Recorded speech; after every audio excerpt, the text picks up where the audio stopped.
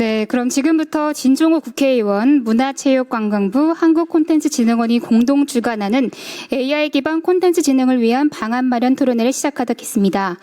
저는 오늘 토론회 사회를 맡은 진종호 원실 이지윤 비서관입니다. 본행사는 국민의례 내빈 소개, 축사, 기념 촬영, 발제 발표, 자유토론 순으로 진행하도록 하겠습니다. 네, 저희 토론의 취지를 간략히 설명드리면 최근 AI를 활용한 콘텐츠 제작이 급증하고 있지만 저작권 분쟁 및 AI 창작물에 대한 권리 보호 체계가 미비하며 산업 현장의 불확실성이 지속되고 있다는 지적이 제기되고 있습니다. 이에 AI 기반 콘텐츠별 쟁점을 확인하고 현행법 체계와 조화를 이루면서도 실질적인 산업 진흥을 견인할 수 있는 법적 개선 방안을 모색하기 위해 마련되었습니다. 이 뜻깊은 자리에 함께해 주신 내빈 여러분을 한 분 한 분 소개해 드리겠습니다. 네, 한 분 한 분 소개해 드릴 때마다 박수로 함께해 주시면 감사하겠습니다. 소이랩 최돈현 대표님 참석해 주셨습니다.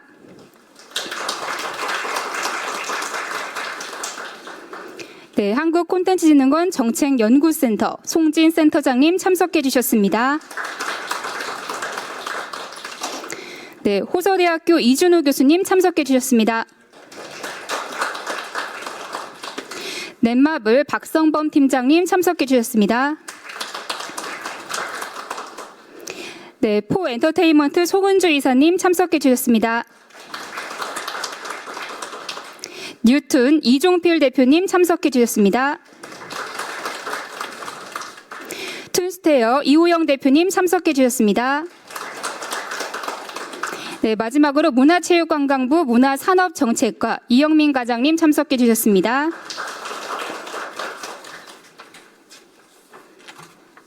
네, 계속해서 개회사가 있겠습니다.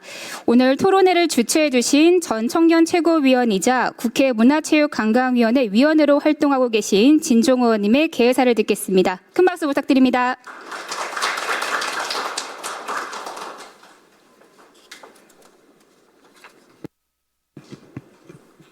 네, 반갑습니다. 오늘 AI 기반 콘텐츠 진흥을 위한 법적 개선 과제 토론회에 참석해 주신 분들 다시 한번 감사드리고 반갑다는 인사 드리고 싶습니다. 일단은 행사를 준비해 주신 우리 콘진흥에서 많이 오셨는데 일단은 콘진흥과 그다음에 문체부 관계자 여러분 그리고 각 분야의 전문가분들 함께해 주셔서 다시 한번 감사드린다는 말씀 드리고 싶고요. 요즘에 AI는 빼놓을 수 없는 우리 화두가 되고 있죠. 더 이상 이제 AI는 미래의 기술이 아니라 우리가 일상생활에서 항상 접목해야 되는 기술이라 빼놓을 수 없을 것 같은데 이 검색, 번역, 영상 제작 등 우리 일상과 산업 현장 곳곳에서 이미 깊은 자리를 잡은 게 현실이 맞다고 보여집니다. 특히 이 콘텐츠 산업에서 AI는 창작과 제작, 유통의 방식을 빠르게 변화시키고 있고 또한 이 현장에서 가장 큰 어려움은 이 기술의 한계가 아니라 기준의 불명확성이라고 보여집니다. 어디까지 허용되고 무엇이 문제의 소지가 있는지 명확하지 않다면 누구도 과감한 투자와 창작에 나서기가 어렵다라는 게 현실적으로 받아들여지고 있습니다. 올해 1월 AI 기본법, 인공지능 발전과 신뢰 기반 조성 등에 관한 법률 관한 기본법이 시행되면서 이 큰 틀의 제도적 기반은 마련이 되었고 이는 중요한 첫 걸음이라고 생각을 합니다. 그러나 이 콘텐츠 산업의 세부 영역에 있어서 여전히 현장에 바로 적용하기 어려운 과제들이 남아 있습니다. 이 AI로 제작된 콘텐츠의 법적 책임은 어디까지인가? 내 창작물 학습에 활용한 AI에 대해 나는 어떤 권리를 주장할 수 있는가? 이러한 질문들에 대해서 우리는 아직 충분히 명확한 해답을 갖고 있지 못합니다. 그래서 오늘 논의가 대한민국의 AI 콘텐츠 산업에 안심하고 도전할 수 있는 매끄러운 트랙을 만드는 출발점이 되기를 기대하겠습니다. 제가 오늘 그리고 10시부터 이 문화체육관광위원회 그 전체 회의가 있어가지고 끝까지 자리를 하지 못하겠지만 오늘 이렇게 바쁘신 시간 내줘서 와주신 거에 대해서 다시 한번 감사드리고요. AI 관련해서는 우리가 아직까지 나아갈 방향이 너무나 미비하고 불특정하기 때문에 여러분들의 오늘 논의가 좋은 첫 걸음이 되기를 진심으로 기원드리겠습니다. 감사합니다. 네, 감사합니다. 저희 다음 순서를 시작하기에 앞서서 내빈 여러분들과 발제자분, 토론자분들을 모시고 잠시 사진 촬영을 하도록 하겠습니다. 저희 현수막이 보이는 이 뒤쪽에 잠시 서주시면요, 바로 사진 촬영을 진행하도록 하겠습니다. 저희 발제자분, 토론자분, 내빈 여러분들 다 함께 뒤로 서주시면 감사하겠습니다. 네, 사진 촬영하겠습니다.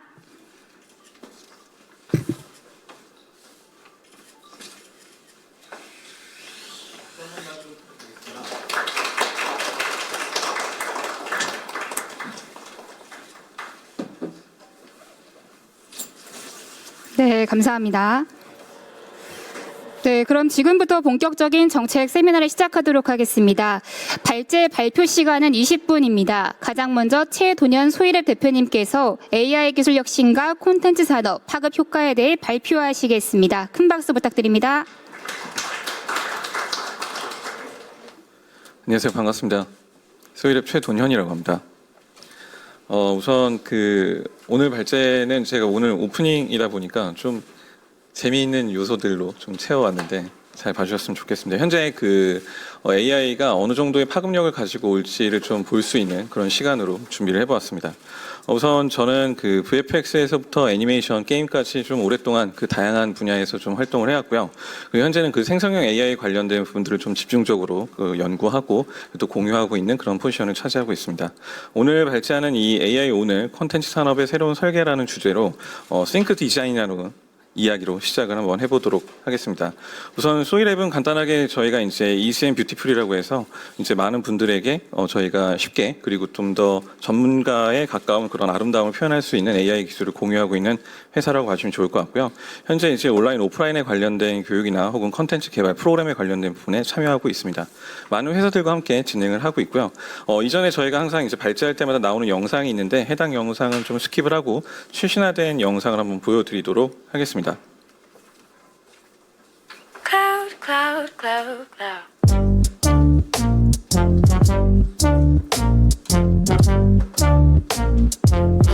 Yeah, so cloud. Yeah, we so cloud, cloud, cloud, cloud, cloud, cloud, cloud. Shit on cloud, out, out, out, out, out, out. We so cloud, cloud, cloud, cloud, cloud. 네, 지금 보신 영상은 다 AI로 만들어진 영상이고요. 음악은 제가 이렇게 햄버거를 먹다가 악상이 떠올라가지고 흥얼거리는 음악으로 만든 음악이 되겠습니다. 자, 우선 제가 이제 2025년에 대한 이야기부터 시작을 빨리 한번 해보도록 하겠습니다. 빠른 시간 내에 한번 스피칭을 해보도록 할게요. 25년에 저희 대한민국 굉장히 멋진 그런 경험을 했죠. 이런 장면을 볼 수가 있었는데요. 그리고 이분이 나와서 이렇게 양쪽에 치킨을 들고 있었던 걸 볼 수가 있었습니다. 그리고 26년이 돼서 현재 코스피 지수가 이렇게 올라갔고요. 그리고 정말 감사하게도 네, 그렇습니다. 어쨌든 제가 오늘 설명드리고자 하는 것들은 이 컨텐츠 산업에 관련된 부분에서 어떤 변화가 있는지를 한번 소개를 드려보도록 하겠습니다. 우선 지금 이제 첫 번째로 제가 말씀드리고 싶은 26년의 첫 번째 이야기는 이 시간을 소비하는 시대에 대한 이야기가 되겠습니다. 즉 예를 들어서 저희가 퇴근을 해서 집에 돌아와서 많은 분들이 하고 있는 포지션은 아마도 이런 모습이 아닐까 생각을 하는데요. 누워서 저희가 가장 먼저 보게 되는 거는 아마도 이렇게 미분법은 어떤 것인가에 대해서 탐구할 거라고 생각을 하고 있습니다. 실제로는 이렇게는 아닐 거고요. 다양한 쇼츠 컨텐츠에 저희가 이렇게 이 AI 버블이라고 할 수도 있는 그런 안에서 컨텐츠를 소모하게 되는데 사실 여기에 되게 재밌는 부분들이 있는 건 이런 어떤 두 가지의 컨텐츠 주제안이 있을 때 더 많은 사람들은 사실 오른쪽에 있는 컨텐츠를 소비한다는 부분입니다. 이 앞부분에 있는 내용들을 좀 다시 살펴보면 사람과 AI에 대한 구분들이 나눠져 있는데 이 자체에서도 소비에 대한 층들이 이제 거부감 없이 들어가고 있는 부분들을 볼 수 있다는 거고요. 여기서 저희가 좀 알아야 될 부분들은 최근의 트렌드, 이 컨텐츠를 소비하는 층의 변화가 굉장히 크게 두드러지고 있다는 점입니다. 예를 들어 지금 최근에 나온 동향들을 살펴보게 되면은 이 AI 컨텐츠에 관련된 부분들과 그리고 그것을 통해서 만들어지고 있는 쇼폼 컨텐츠들이 굉장히 활성화되고 있는 걸 눈으로 확인해 볼 수가 있는데요. 이걸 요약해서 보게 되면은 이 AI와 SNS 그리고 쇼폼에 관련된 키워드들이 결합되고 있다는 걸 보실 수가 있게 될 겁니다. 즉 제작에 관련된 부분과 파급력에 관련된 부분들 그리고 그것을 붙잡는 힘에 관련된 키워드 수식어가 바뀌고 있는 건데요. 여기서 저희가 알 수 있는 것들은 이 원하는 컨텐츠를 바로 볼 수 있는 시간을 직접 소비할 수 있는 시대로 변경이 되고 있다, 변화하고 있다라는 점입니다. 빠르게 두 번째 키워드로 넘어가게 되면 이제 이 PC 시대의 끝이라는 내용으로 설명을 드려보도록 하겠습니다.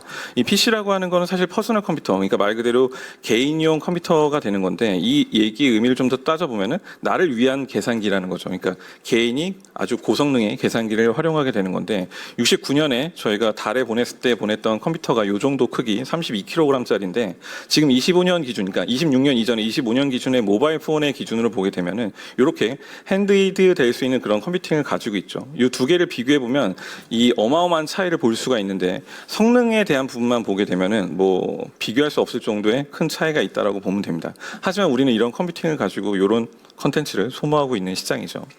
자, 근데 제가 이 얘기를 드린 이유는 개인화에 관련된 부분들을 말씀드리고 싶어서입니다. 자, 2026년 코스피를 보게 되면은 이 HBM과 램에 관련된 부분들이 굉장히 빠르게 키워드로 올라오고 있는 걸 볼 수가 있는데요. 사실 이 두 개는 이 퍼스널 컴퓨터를 구성하기 위해서 있는 핵심 요소 중에 하나입니다. 이를 완성하기 위해서는 이 중에 요소가 완성이 되어야 되는데 최근에 램 가격에 관련된 부분들 많이 기사로 보시게 됐을 거라고 생각을 하고요. 현재 램 가격은 이전에 비해서 굉장히 비싼 가격으로 올라가고 있는 걸 볼 수가 있습니다. 예를 들어 저희가 얼마 전에 구매했던 16GB의 램을 사는데 120만 원이 든 것만 하더라도 아마 체감할 수 있는 부분이라고 생각을 하고요.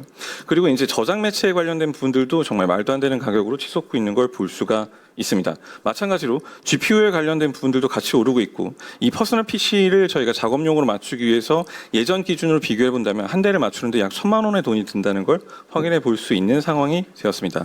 말 그대로 굉장히 비싸다는 건데 이게 왜 비싸졌느냐? 이게 오늘 제가 풀어나갈 이야기 중에 하나입니다. 최근에 아마 나노바나나라고 하는 그런 키워드를 많이들 보셨을 텐데 여기에 있는 이 인공지능 모델의 경우에는 굉장히 많은 세대의 발전을 이룬 모델이 되겠습니다. 이 모델이 증명해낸 부분들은 사실 이 사람보다 더 전문적인 것들을 보여줄 수 있다는 거고요. 근데 더불어서 저희가 또 벗어날 수 없는 것들 중에 하나는 이 클라우드, 정확하게는 이 클라우드 구독에 관련된 부분입니다. 저희가 그동안 사용해왔던 어떤 클라우드 구독에 관련된 부분들은 저장을 하기 위한 형태로만 접근을 해왔다면은 현재 기준에서는 여기서 벗어나서 컴퓨팅 파워를 벗어나서 인공지능을 모델을 사용하기 위한 환경으로 발전되고 있다는 겁니다. 해서 지금 이 인공지능이라고 우리가 알고 있는 부분들은 실제로 이 클라우딩에서 작동하기 위해서 이 싱크 스페이스라는 게 필요한데 이 정확하게 이제 생명의 영혼을 담는 그릇이라고 제가 표현을 하고 있는 부분인데 그러기 위해서 가장 많이 필요한 것 중에 하나가 여기 있는 이 SSD와 램이라는 겁니다. 거기에 더불어서 GPU와 전기에 관련된 것들도 필요하고요. 그러다 보니까 25년에 이렇게 치킨을 들고 있었던 황 회장이 딱 이 이후로 15일 후에 CES 1월 5일 날 발표 때 벨라루빈이라고 하는 플랫폼 제품을 발표하는데 이 안에 들어가 있는 스펙을 확인해 보면은 정확하게는 더 말도 안 되는 분량의 HBM 메모리와 그리고 DDR 램을 소모하고 있는 걸 볼 수가 있습니다. 즉 여기에 있는 컴퓨팅 파워가 하나의 플랫폼으로 집중되면서 전 세계적으로 이제 클라우딩 서비스를 할 수 있는 기반을 마련하고 있다라고 보시면 되는 겁니다.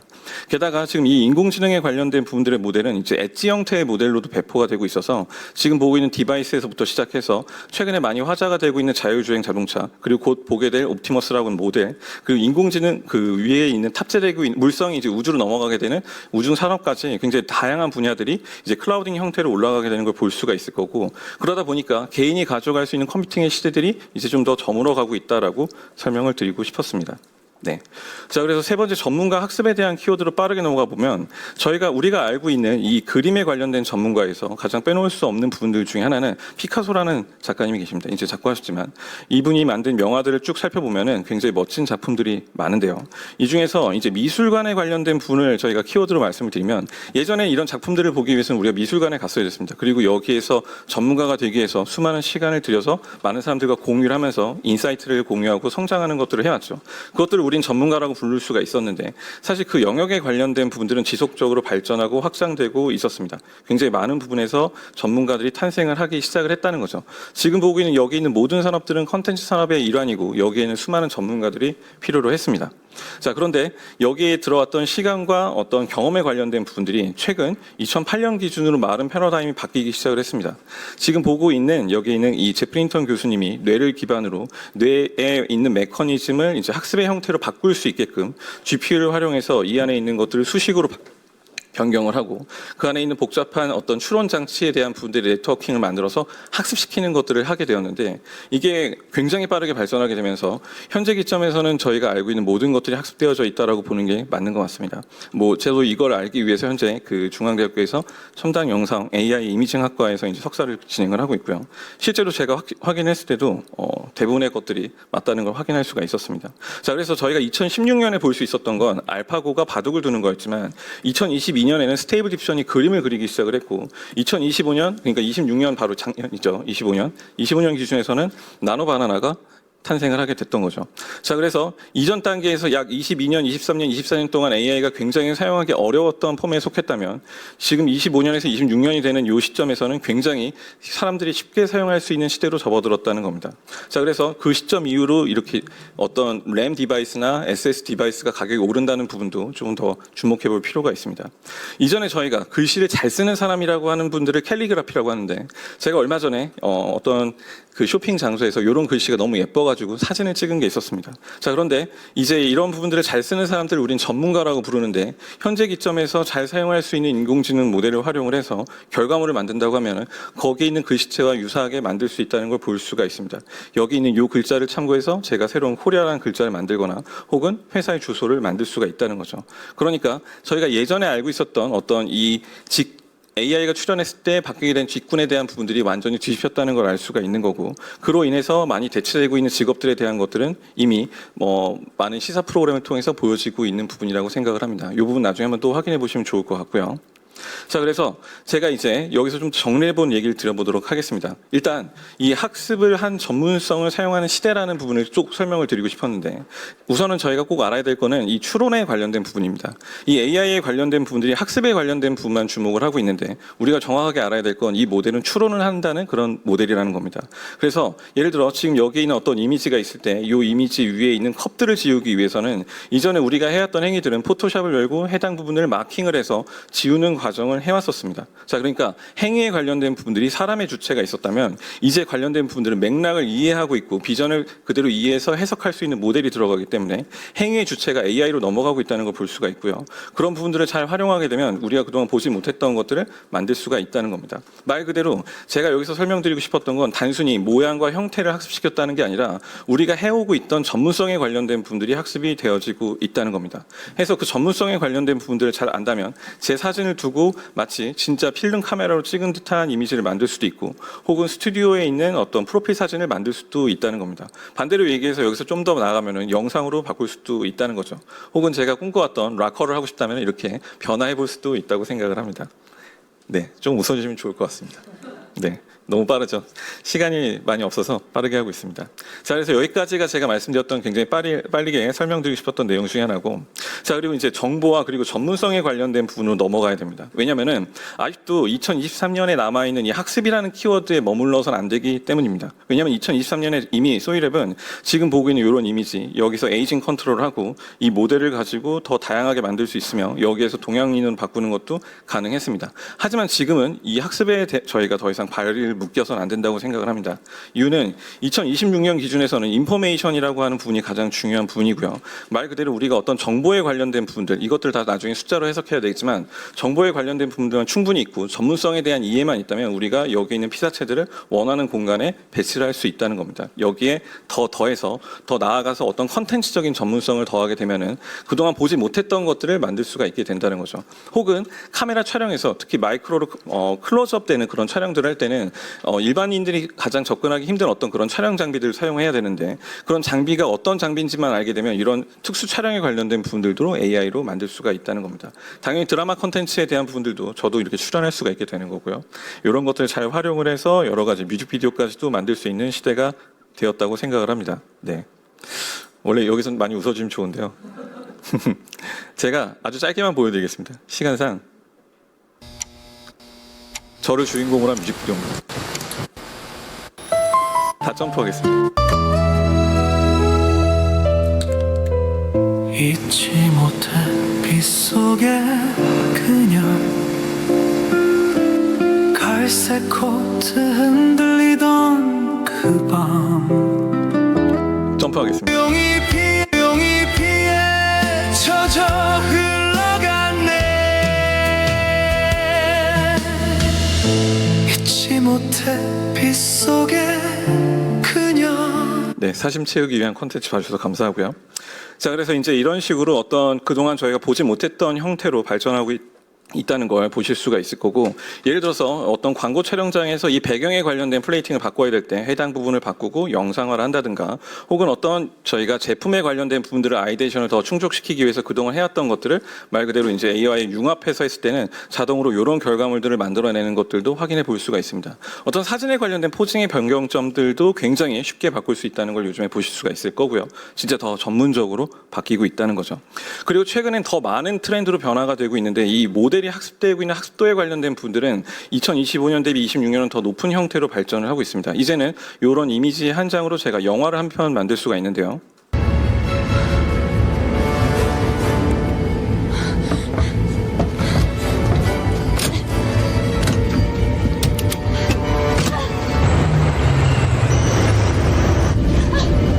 이걸 만드는데 걸리는 시간이 3분이 걸리지가 않습니다. 자, 지금 보시는 것처럼 이 해당하는 모델, 저희가 생성한 모델을 가지고 여기에다 실제로 제가 신고 다니는 신발을 신기고 싶어서 신겨보게 되면은 I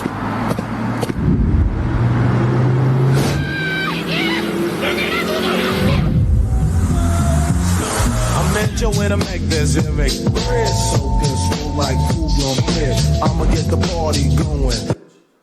네, 이런 것들도 만들 수가 있고요. 그 외에도 굉장히 재밌는 것들을 많이 만들 수가 있는 겁니다. 뭐 제가 이제 재밌게 만들려고 했던 것들 중에는 저를 대상으로 희화한 그런 컨텐츠들도 있는데, 이런 것들은 뭐 이렇게 제가 이렇게 때리는 것도 만들 수가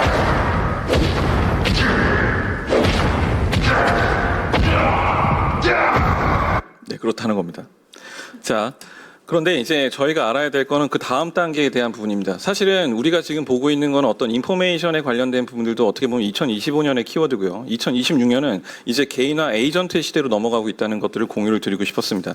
그러니까 이전엔 저희가 개인화 PC 시대, 그러니까 퍼스널 컴퓨팅 시대가 시작이 되었었다면 이젠 그게 바뀌었다는 거죠. 정리해보면 PC에서 모바일 폰, SNS까지 그리고 쇼츠까지 개인화 컨텐츠 시대로 접어들었다면 이제 AI 시대로 접어들면서 26년에 정말 놀라운 그런 발견과 그 발전들이 있는데요. 그 중에 하나가 이 퍼스널 AI에 관련된 부분입니다. 예를 들어 이전에 저희가 사용해왔던 어떤 프로세스들을 보게 되면 어떤 디바이스가 있고, 이 디바이스를 통해서 개인이 AI를 활용할 수가 있게 되는데, 예를 들어 저를 뭐 멋지게 만들어줘 라고 하면 이런 것들을 만들 수가 있다는 거죠. 자, 그런데 지금까지 우리가 보았던 그런 어떤 생성형 AI를 해왔던 부분들은 굉장히 그 능동적이지 않은 AI를 사용해왔다고 보시면 됩니다. 말 그대로 개인이 디바이스를 지배하는 형태였다면, 이제 지금 돌아가고 있는 새로운 시대는 이 부분에 대한 포지셔닝이 완전히 바뀌게 됩니다. AI가 디바이스를 핸들링하게 한다는 거죠. 해서 이 안에 있는 디바이스 안에 있는 수많은 애플리케이션을 직접 핸들링할 수가 있는데, 예를 들어 여기 있는 20개의 로고에 관련된 부분들을 우리가 찾으려고 한다면 굉장히 많은 시간을 들여야 될 겁니다. 하지만 저는 이 부분들을 개인화된 에이전트를 활용을 해서 받아달라고 얘기를 했고, 해당 부분을 실제로 찾아줘서 바로 이렇게 문서화할 수 있었다는 걸 소개를 해드리고 싶었습니다. 굉장히 중요한 부분 중에 하나고요. 자, 그래서 이제 마지막으로 이 컨텐츠의 미래에 관련된 부분들을 꼭 설명을 드리고 싶은 건, 이 AI가 꼭 두렵다만은 아니라는 걸 꼭 설명을 드리고 싶었습니다. 왜냐하면은 실질적인 무기는 사람이 지니고 있습니다. 예를 들어 일론 머스크가 이런 얘기를 했습니다. 25년 기준으로 우리는 이제 더 이상 학습시킬 게 없다. 말 그대로 우리가 지금 써왔던 이런 부분들에 있는 것들을 모두 다 생성형 AI를 통해서 한 사람이 만들 수 있다라는 키워드를 작년까지는 제가 말씀을 드렸는데요. 이제는 좀 다르게 말씀을 드리고 싶습니다. 물론 이 AI에 관련된 지배력은 굉장히 커지고 있는 건 사실입니다. 뭐 자율주행에서 로봇에서 이 위성까지 굉장히 많은 부분들이 있는데, 근데 알아야 될 건 이런 겁니다. 결국은 우리가 사용하고 있는 이 인공지능 모델은 학습된 계산 모델 중에 하나고, 얘네들은 GPU를 통해서 작동을 한다는 거고, 얘네들은 실제로 파일이라는 겁니다. 말 그대로 우리가 생각하고 있는 거는 사람이 아니라 이렇게 추론에 해당하는 부분을 계산하는 숫자 모델이라는 거죠. 그래서 제가 계속해서 계산 모델이라고 설명을 드리고 싶었다는 겁니다. 현재, 그리고 가장 중요한 건 현재 결정 권한에 관련된 건 모두 사람에게 존재한다는 거죠. 해서 이 싱크스페이스에 관련된 부분들을 설명드렸던 부분들은 우리가 사용하고 있는 게 확률 추론 모델이라는 거고요. 그리고 얘네들이 사용되기 위해서는 이런 거대한 플랫폼이 필요한데, 여기에 가장 큰 약점은 천문학적인 유지비가 든다는 겁니다. 말 그대로 돈이 없으면 여기 있는 모든 것들이 작동하지 않아요. 가장 문제가 되는 것들은 뭐냐? 사용하지 않아도 돈이 든다는 겁니다. 그렇기 때문에 사용자를 유치하기 위한 그런 싸움이 벌어지고 있다는 거죠. 우리가 알아야 될 건 유지비에 관련된 거고요. 마치 AI에 관련된 부분들에 수많은 사람이 종속될 수 있을 거라고 생각을 하지만, 만약에 우리가 그걸 사용하지 않는다면 반대 이야기가 될 수도 있다는 거죠. 해서 오늘 꼭 말씀드리고 싶었던 건 이거였습니다. 생각을 좀 바꿔야 된다. 예를 들어 그동안 우리가 해올 수 있는 것들이 이런 이미지가 있을 때 여기서 난 커피를 마시고 싶어? 그런 부분들을 이렇게 바꿀 수도 있어야 되는 거고 이런 식으로 말이죠. 혹은 요즘 유행했던 두쫑쿠 이젠 유행하지 않지만 이런 걸 먹고 싶어? 그럼 먹일 수도 있어야 된다는 겁니다. 혹은 다양한 부분들을 멋지게 손정원 씨를 잠깐 넣었는데요. 네, 그런 식으로 더 할 수도 있다는 거죠. 제가 꼭 말씀드리고 싶은 건 이 생각과 설계에 관련된 키워드입니다. 이 26년에는 생각과 설계에 관련된 키워드가 가장 중요하고 여기에 꼭 말씀드리고 싶었던 건 이제 저희가 볼 수 있는 것들은 굉장히 다양한 형태로 발전할 거라는 네, 겁니다. 오늘 이렇게 인사드릴 수가 있게 돼서 무척이나 흥미롭습니다. 정말 두근거리고 있는 상황인데요. 앞으로도 다양한 모습으로 여러분들을 찾아뵐 수 있도록 노력하겠습니다. 네, 노력하겠습니다. 자, 그래서 제가 여기서 마무리하자 멘트로 정리해보면 앞으로는 이 전문성 학습에 관련된 부분과 가능성 설계에 관련된 부분을 꼭 기억을 해주셨으면 좋겠습니다. 이 전문성 학습에 관련된 것들은 그동안 우리가 쌓아왔던 헤리티지에 관련된 부분입니다. 왜냐하면 AI는 그 전문성을 학습했기 때문에 원래 우리가 해왔던 부분들을 가장 잘 알고 AI를 활용하게 되면은 그 부분에 대해서 AI는 결과물과 피드백을 만들어 줄 거고 그 가능성과 설계에 관련된 부분들의 제도적인 안정장치를 잘 활용해서 먹게 된다면 더 멋진 미래를 만들 수 있을 거라고 생각을 하고 있습니다. 제가 정리해보면 이렇게 말씀드리고 마무리해보도록 하겠습니다. 지금 이제 26년의 시대는 생각을 더 창의적으로 전문성을 설계하는 시대에 접어들었다. 그래서 이 think 디자인, 생각을 디자인하는 시대로 발전을 해야 된다라고 설명을 드리면서 오늘의 발표를 마치도록 하겠습니다. 감사합니다. 네, 감사합니다. 다음은 저희 송진 한국콘텐츠진흥원 정책연구센터 센터장님의 발제가 있겠습니다. 시간은 20분입니다. 큰 박수 부탁드립니다. 네, 이른 아침에 이렇게 많은 분들이 오실 줄 몰랐습니다. 소개받은 한국콘텐츠진흥원 콘텐츠산업정책연구센터 송진입니다. 오늘 제가 드릴 말씀은 K콘텐츠의 미래를 위한 AI 기반 콘텐츠 제도 개선 방향이라고 제목을 정해봤는데요. 앞서서 최선현 대표님께서 너무 잘 설명을 해주셨지만 AI로 인한 콘텐츠 산업의 변화 양상 그리고 그 변화 속에서 현재 국내에서 어떠한 정책적인 움직임을 보이고 있는지 그리고 그 가운데 우리가 K 콘텐츠의 지속 가능성을 위해서 특히 고민해야 되는 부분은 무엇인지 중심으로 좀 간략히 말씀드리도록 하겠습니다. 앞에서 사례와 함께 보셨는데 저는 굉장히 놀라워서 웃고 싶은 지점이 많았으나 네, 여러분께서 어떻게 받아들이셨는지 모르겠습니다. 그 설명해 주신 내용을 제 나름의 언어로 좀 분석을 다시 해보면 컨텐츠 가치 사슬 단계로 주요한 지점들을 뽑아낼 수 있다고 생각합니다. 한 3가지 측면에서 두드러진 변화를 저는 정리를 해봤는데요. 먼저 기획 제작의 워크플로우, 그러니까 사람이 일하는 방식이 달라지고 있는데 그 변화가 제작 과정의 비용, 시간, 그리고 그 과정에 참여하는 제작 인력의 숙련도나 전문성의 허들을 굉장히 급격하게 낮추고 있죠. 그리고 유통과 서비스 측면에서는 시공간의 제약을 줄이는 현지화, 그리고 현재화 혹은 재목적화를 굉장히 매우 손쉽게 하고 있고 그것으로 인해서 비즈니스 다변화나 여러 가지 시장의 확장을 기대하게 합니다. 그리고 이용자 맞춤형이 강화된다라는 것은 기존의 콘텐츠가 어떤 일종의 닫힌 구조의 완결형이 일반적인 지금까지 양식이었다면 앞으로는 여러 가지 상호작용성을 기반으로 해서 비정형적이고 그리고 지속적으로 확장되는 속성을 가지게 될 것을 함의를 합니다. 이런 변화가 이제 실제 가시화되고 있고 앞서서 발표에서 보신 건데요. 대표적으로 지난해 장편 영화인 중간계나 애니메이션 캣비기처럼 이제 제작 전반에 AI를 적용한 사례들이 등장을 했습니다. 크래프톤과 엔비디아가 주변 정보에 맞추어서 스스로 대화를 하거나 자율적으로 행동할 수 있는 이런 게임 NPC를 개발을 했고 또 영상에서 등장인물 한 사람만 뽑아내서 그 버전, 그 사람만의 버전을 아주 우리가 손쉽게 만들어낼 수 있을 정도로 이용자 개개인에 최적화된 이 AI 제작 툴과 또 추천 알고리즘 활용이 확대되고 있습니다. 그리고 콘텐츠 비즈니스 측면에서도 AI가 새로 만들어지는 콘텐츠의 흥행 가능성을 예측해 줄 수도 있고 또 불법 유통 콘텐츠를 파악해서 추적하는 그래서 저작권을 보호하는 형태도 가능해지고 있죠. 그리고 앞서 보여주신 것처럼 자동 번역, 더빙 일반적인데 그 소리의 입 모양까지 자동으로 맞출 수 있는 정도로 기술은 굉장히 진화되고 있습니다.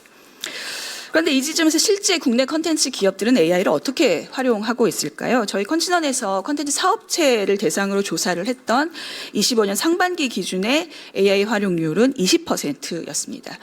비슷한 시기에 산업부에서 일반 기업을 대상으로 조사를 했는데 그때 나온 AI 활용률은 37.1%였습니다. 그러니까 그 점을 감안하면 상대적으로 컨텐츠 분야의 AI 활용률이 높은 수준은 아닌 것처럼 보이죠.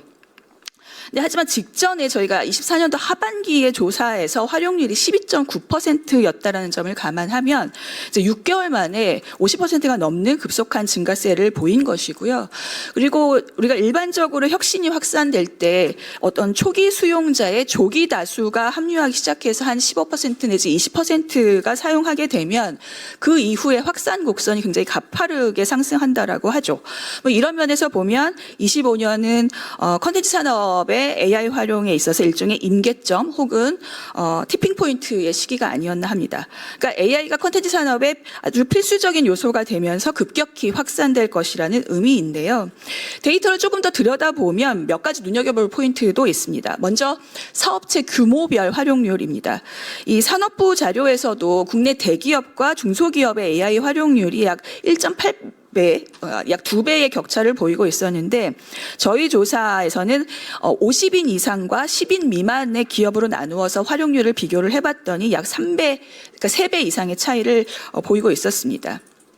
그러니까 AI 도입기에서 나타나고 있는 이런 격차 구조는 AI 역량의 격차, 나아가 경쟁력 격차로 이루어질 가능성이 크다라는 점에서 어떤 정책 관점에서 좀 주의 깊게 보아야 될 지점이라고 생각을 합니다. 분야별로도 몇 가지 특징을 보이는데요. 방송영상 분야는 저희가 24년 조사에서 굉장히 3% 정도로 매우 낮게 나타났는데 AI 활용률이 25년 조사에서 불과 6개월 만에 30%, 그러니까 10배 가까운 증가폭을 보였습니다. 그러니까 최근까지만 해도 AI 동영상은 아직 어색해라는 인식이 높았지만 급속도로 향상되고 있는 AI 퀄리티에 대한 어떤 현장의 체감이 반영된 결과라고 보입니다. 근데 반면에 음악이나 출판 분야는 AI 활용률이 상대적으로 좀 매우 낮습니다. 어떻게 보면 창작의 고유성에 대한 인식이 이런 활용률에도 영향을 미치는 것으로 해석할 수 있겠습니다. 그런데 이렇게 기업의 공식적인 활용과 별개로 종사자들에게 AI 활용률을 물어보면 굉장히 높게 나타납니다. 그러니까 게임 종사자 같은 경우는 72%가 사용 경험이 있다라고 응답을 했고요. 근데 그 분야를 봐도 기획, 프로그래밍, 사업 관리 모든 직군에서 높은 활용률을 보였습니다. 전년에 굉장히 활용률이 낮게 나타났던 방송 영상 같은 경우도 전체 종사자의 37%가 활용하고 있다고 응답을 했고 그 중에서 좀 도드라졌던 건 작가가 61%가 넘고 기획도 40%가 넘어서 이게 단순히 제작뿐만 아니라 아이디어 구상이나 기획 단계에서도 이렇게 AI 활용이 증가하고 있음을 보여줍니다. 그리고 최근에 우리나라를 포함한 8개 국가의 컨텐츠 크리에이터 대상의 설문조사 결과가 나와서 좀 흥미롭게 봤는데요. 이런 일반 창작자들이 보다 적극적으로 AI를 활용하고 있는 것으로 나타나고 있습니다. 그러니까 AI를 일상 도구로 해서 전체 가치 사슬에 활용을 하고 있고 이들은 AI 덕분에 이전에 불가능했던 컨텐츠를 만들 수 있다라고 답하고 있습니다. 근데 비용이나 어떤 품질을 장벽으로 느끼는 비율은 상대적으로 한 30% 정도로 낮게 나타났고요. 자신의 고유한 창작 스타일을 학습하는 AI 에이전트 사용도 고려한다라고 대답한 비율이 80% 넘을 정도로 굉장히 AI에 적극적인데 자신의 컨텐츠가 AI에 학습되는 것에 대한 우려도 역시 70%로 굉장히 높았습니다. 이렇게 컨텐츠 분야에서 AI를 활용하는 영역, 그것을 위해서 활용하는 AI 기술, 그리고 이용하는 방식도 굉장히 다양합니다. 일반 창작자는 당연히 구독형 중심으로 AI를 활용을 할 것이고, 대규모의 제작사들은 이런 구독형 SaaS API를 연동을 한다거나 오픈소스 모델을 좀 튜닝해서 활용하기도 할 것이고, 대형 게임사는 자체 모델을 개발하기도 하죠. 그래서 그 가치 사슬 단계에서 요구되는 기술의 성격도 굉장히 다르고요. 그러니까 이런 상황은 사실은 컨텐츠 분야에서 AI를 활용하는 양태나 방식에 대해서 고려할 점이 너무 많다라는 점을 함의하는 것이라고 생각을 합니다. 그래서 일단 AI 활용과 관련해서는 전 산업에 걸쳐서 우리가 일자리 감소, 저작권의 모호성, 그리고 데이터 보안, 딥페이크 범죄 같은 것에 대한 우려가 기본적으로 전제되어 있습니다. 가장 핵심적으로 정책적인 고민이 필요한 부분이라는 데 대해서 이견은 없을 것 같습니다. 그런데 콘텐츠 현장에서 필요로 하는 AI 관련 정책이 무엇인가에 대한 조사 결과를 보면 일단 현실적으로 AI를 도입하고 활용할 수 있도록 도와주는 지원에 대한 요구가 가장 우선시되는 것 같습니다.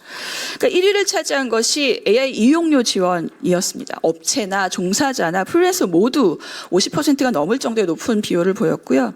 제도적 정비나 가이드북에 대한 필요성이 한 30-40%대로 뒤를 이었는데요. 이건 전 급변하는 환경 속에서 업무적으로 일종의 불확실성을 낮추어주는 요소에 대한 필요성을 요구하고 있는 것이라고 생각을 합니다. 종사자 역량 강화에 대한 교육 지원이 약 30%로 나타나죠. 그러니까 요약을 하면 AI를 통해서 창작자 역량이나 역할이 변화되고 있고 또 비즈니스의 새로운 재편이 이루어지고 있는데 이러한 변화에 직면한 콘텐츠 산업 생태계가 그 변화를 활용해서 적응하기 위한 움직임에 이제 본격적인 시동을 걸고 있고 이 시점에 그것을 뒷받침할 수 있는 정책적 수단에 대해서도 다양한 측면에 대한 고려가 필요하다 정도로 정리를 할 수 있겠습니다. 근데 사실 뭐 며칠 전 뉴스에서 보셨겠지만 최근에 중국의 시댄스가 만들었던 탐 크루즈와 브래드 피트 격투 영상을 아마 보셨을 텐데요. 아마 다시 확인할 수 있었을 겁니다. 배우의 얼굴조차도 사실은 디지털 에셋이 될 수 있는 이런 상황에서 뭐 창작물의 학습, 데이터 활용, 그리고 수익 배분 기준, 그리고 보상에 대한 선택권 이런 등등에 대한 새로운 기준이 필요하다는 것에 굉장히 공감을 하지만 현실적으로 이전에 없었던 이런 전혀 새로운 기술적 특성과 또 다양한 이해관계가 얽힌 상황을 감안을 하면 단기간 내에 일률적인 기준을 마련하기는 쉽지 않을 것 같습니다. 가령 오픈 AI에 1조 원대 투자를 하면서 자기 자신의 IP를 활용할 수 있도록 이런 협업 구조를 발표해서 저희를 놀라게 했던 디즈니가 이번에 중국의 바이트댄스에 대해서는 굉장히 지적재산권 침해에 대해서 강경한 입장을 보이고 있잖아요. 그러니까 이렇게 다양하게 펼쳐지고 있는 상황에 대해서 각국의 움직임도 다양한 형태로 나타나고 있습니다. AI와 관련된 다양한 쟁점들이 있을 텐데 그러니까 해외 사례를 보면 이러한 쟁점들에 대해서 서로 다른 형태로 그리고 어떤 최소한의 기준에 대해서 일정 정도의 방향을 탐색하고 있는 상황이라고 할 수 있을 것 같습니다. 간략하게 주요 움직임을 정리해 봤는데요. 먼저 유럽연합은 뭐 잘 아시다시피 규제 중심으로 세계 최초의 포괄적 AI 법 체계를 마련을 했죠. 그 AI 액트가 올해 이제 전면 시행될 예정인데요. AI 액트는 리스크 기반의 접근법을 통해서 의무 부과를 차별화하는 이런 모델을 선도적으로 제시를 했습니다. 그러니까 고위험 AI에 대해서는 데이터 품질 관리 의무를 부여하고 범용 AI의 경우에는 학습 데이터 요약 공시 의무를 부여하고 생성형 AI에 대해서는 저작권 옵트아웃에 대한 어떤 준수 의무를 부여하고 있죠. 그리고 여기에 더해서 뭐 기존의 GDPR이나 디지털 서비스 액트 같은 이런 개인정보나 플랫폼 규제와 연결을 해서 AI 생태계 전반에 걸친 어떤 책임성과 안전성을 중심으로 어떤 사전적 제도를 마련하는 데 주안점을 두고 있다라고 할 수 있겠습니다. 그런데 반면에 미국은 뭐 전통적으로 새로운 기술이나 변화에 대해서 우선 시장에 맡기고 규제는 사후적으로 접근하는 어떤 혁신 우선형 체계를 가지고 있는데 AI에 대해서도 이러한 방식을 적용하고 있다라고 볼 수 있겠습니다. 주요한 기업이 선제적으로 가이드라인을 제시하면서 자율규범을 형성하는 구조죠. 그래서 연방법 차원의 어떤 별도의 움직임은 없지만 주 단위의 입법 사례는 있습니다. 그러니까 캘리포니아가 AI 투명성법을 통해서 어떤 생성형 AI가 만든 콘텐츠에 대해서 표시 의무를 규정하고 있는 것이 대표적이고요. 저작권 관련한 기준은 어떤 저작권청의 가이드라인을 통해서 기존의 인간통제 원칙을 좀 사례 중심으로 제시하고 있는 상황입니다. 이제 다만 딥페이크나 음성 복제가 악용되고 있는 상황에 대해서는 약간의 핀포인트 규제로 올해 5월부터 좀 강화할 예정이라고 밝히고 있습니다. 근데 전반적으로 미국은 기술 혁신과 소비자 보호를 상위 가치로 함께 가져가기 위해서 규제는 최소화하되 문제가 생길 시에는 책임을 강화하겠다라는 것을 특징으로 하는 이런 사후 규제 모델을 AI에도 적용한다라고 볼 수 있겠습니다. 일본의 경우는 AI 활용 촉진, 그러니까 진흥의 관점에서 기본법적 성격의 법률을 25년 제정했다라는 점이 좀 특기할 만하죠. 사실 일본은 저작권법에 예외 규정을 두면서까지 이런 데이터 학습에 굉장히 관대한 입장을 보였던 대표적인 국가인데요. 다만 최근에는 이런 저작권자의 이익을 부당 부당하게 해치는 경우에 대한 여러 가지 판단 기준을 검토해서 시장에 미치는 영향에 대해서는 책임을 묻는 형태로 보완을 하고 있는 상황이라고 할 수 있겠습니다. 우리나라 경우를 보겠습니다. 잘 아시다시피 26년 1월부터 시행된 인공지능 발전과 신뢰기반 조성 등에 관한 기본법으로 한국도 포괄적인 인공지능 관련 기본법을 가진 국가가 되었습니다. 대통령을 위원장으로 하는 국가 AI위원회로 범국가적인 어떤 정책 추진 체계를 갖추었고 R&D부터 전문 인력 양성, 창업 지원 그리고 해외 진출에 이르기까지 정부가 어떤 전 영역의 성장의 가속도를 붙일 수 있는 지원 사항을 마련을 했고 여기에 안전장치로 고위험 AI에 대한 투명성 확보를 법적으로 명문화했죠. 기본적으로 산업진흥의 방점을 찍고 핵심적인 규제사항만 반영한 법이라고 하겠습니다. 전 산업을 대상으로 하는 만큼 콘텐츠 부분도 일정 정도의 영향을 받을 수 있겠는데요. 콘텐츠 부분의 경우에는 앞서 보신 것처럼 굉장히 경우의 수가 많기 때문에 일률적으로 얘기하기는 좀 어렵겠지만 만약에 콘텐츠 기업이 고위험 AI나 생성형 AI로 직접 사업을 할 경우에는 투명성 확보나 고지의 의무, 또 생성물 표기의 의무, 그다음에 신뢰성 확보 조치 같은 것들의 대상이 될 수도 있겠습니다.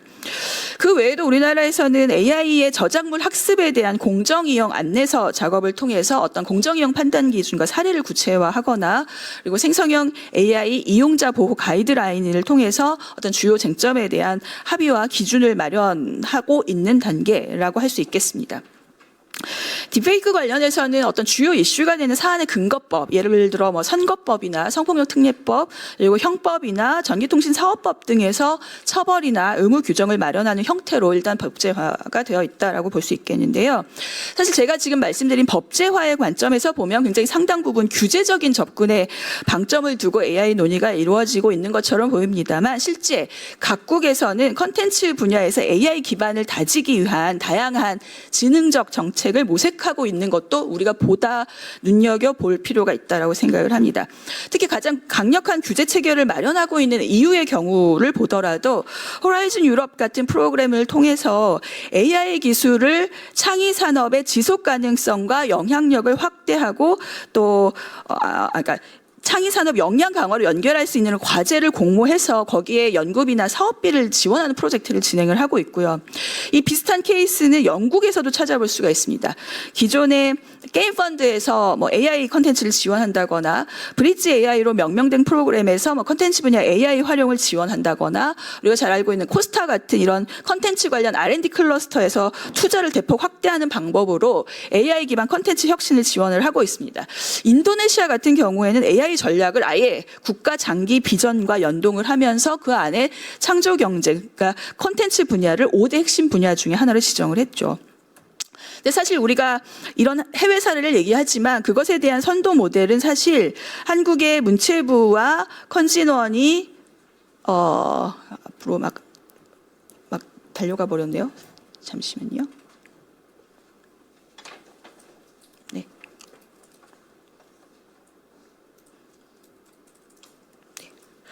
그 문체부와 컨진원이 함께 진행을 하고 있는 AI 관련 지원 정책과 지원 사업들에서 그 선도적 모델을 발견할 수 있으리라고 생각을 합니다. 사실 AI 컨텐츠 지능에 대해서도 우리가 법적으로 25년 컨설법 구조에 새로운 기술을 활용한 컨텐츠 개념을 추가를 했기 때문에 기본적인 근거는 확보하고 있는데요. 현재 주로 문화기술 R&D나 제작 지원 그리고 인력 양성 중심으로 해서 AI 지원 사업이 이루어지고 있는데 사실 앞서 살펴본 이런 가치 사슬별로 AI 활용이 다각화되고 있는 상황에 비추어 보면 이런 지원 사업의 형태도 앞으로 더 다양하게 확장될 수 있으리라고 생각이 됩니다.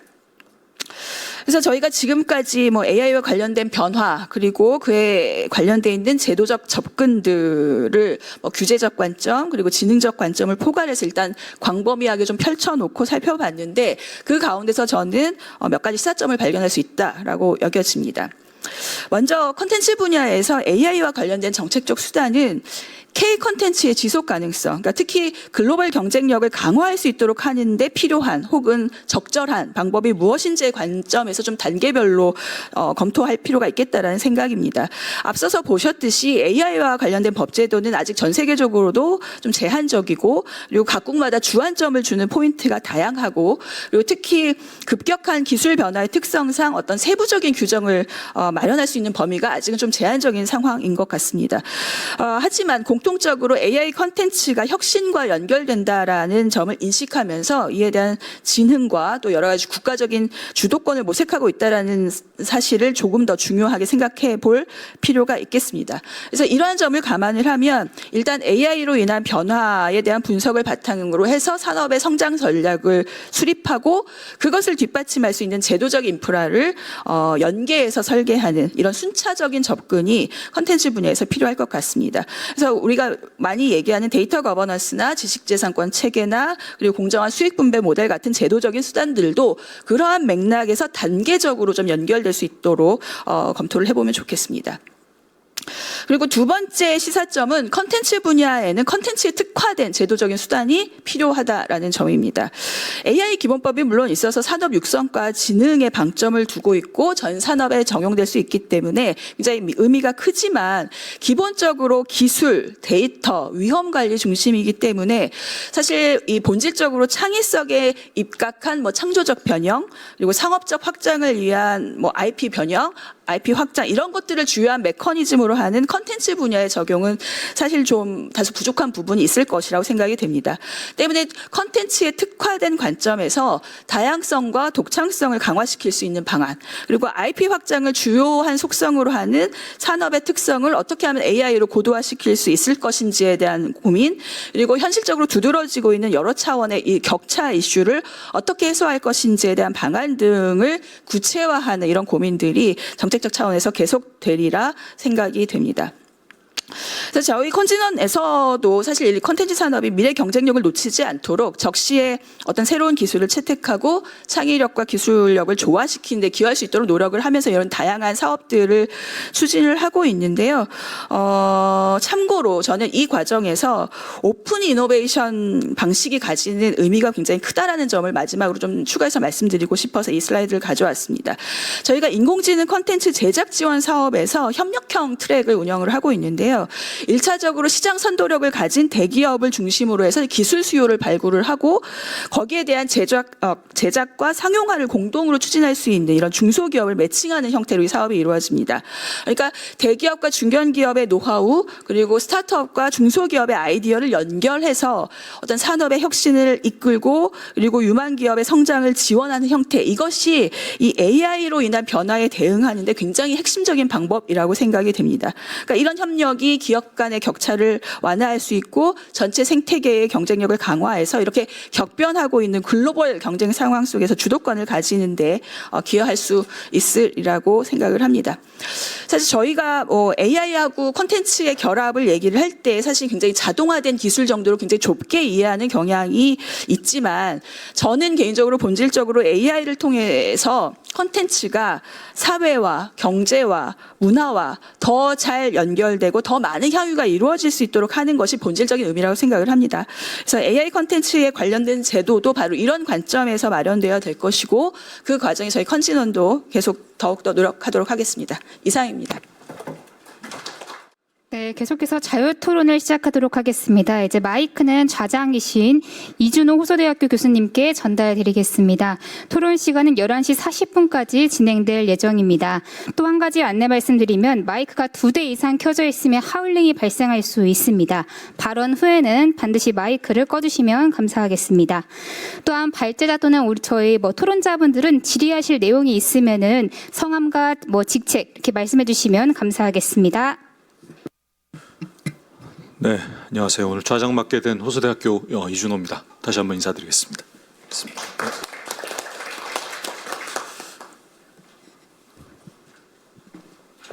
작년에도 제가 여기 국회 세미나가 한 번 있어서 좌장하러 왔더니 그때는 많이들 안 오셨는데 확실히 AI가 대세는 대세군요. 준비한 이 좌석이 꽉 차고도 지금 모자랄 정도로 상당히 많은 분들이 참석해 주셨습니다. 제가 예전에 그러니까 한 20년 전에 그 엘빈 토플러, 지금 돌아가셨지만 미래학자인 엘빈 토플러가 썼던 부의 미래라는 책에서 봤던 내용 중에 사회를 구성하는 이제 주요 주체가 체제가 9가지가 있는데 그 변화 속도에 대한 이야기를 이제 엘빈 토플러가 언급한 내용이 있었습니다. 그 내용에 보면 가장 빨리 변하는 100마일의 속도로 변하는 데가 기술과 기업이고 나머지 주체들은 또 언급하는 게 조금 부적절할 수도 있으니까 그리고 가장 늦게 변하는 게 법이다. 그래서 1마일의 속도로 변한다. 이렇게 엘빈 토플러가 썼던 기억이 있습니다. 그만큼 이 체제들 간의 변화 속도의 차이가 결국은 의도한 발전과 변화를 가져오는 데 영향을 미치게 된다. 뭐 그런 얘기를 했었는데 AI 기술의 발전 속도를 놓고 보면 이제는 그 100마일 대 1마일이 아니라 거의 뭐 몇천 마일 대 1마일의 차이가 아닐까 싶을 정도로 이 기술의 발전 속도가 굉장히 급격하게 진행이 되고 있습니다. 오늘 관련해서 각 장르 또 각각의 어떤 산업 그 컨텐츠 산업 내에서의 영역들의 전문가들께서 오늘 참여해 주셨는데 뭐 오늘 어떤 결론을 우리가 찾아내는 자리라기보다는 관련돼서 각각의 그런 산업계에서 또 장르에서 갖고 있는 이 AI와 관련된 법제화에 대한 어떤 고려해야 될 점들, 의견들 이런 부분들을 또 수렴하고 이런 어떤 그 논의와 담론들을 만들어가는 그런 발전적인 시간이 되었으면 좋겠다는 생각이 듭니다. 앞에서 그 관련된 토론자들을 다 소개를 해주셨기 때문에 뭐 토론을 진행하면서 한 분 한 분 제가 말씀드리는 방식으로 조금 진행을 하면 좋을 것 같고요. 배정해 주신 시간을 고려하건대는 그 토론자들께서 한 7분 내외 정도로 토론을 해주시고 그리고 난 뒤에 이제 플로어에서 혹시 관련된 궁금한 점들 있으시면 혹은 의견 있으시면 몇 분 의견 수렴하고 마지막으로 오늘 발제해 주셨던 두 분께서 정리해 주시는 방식으로 진행해 보고자 합니다.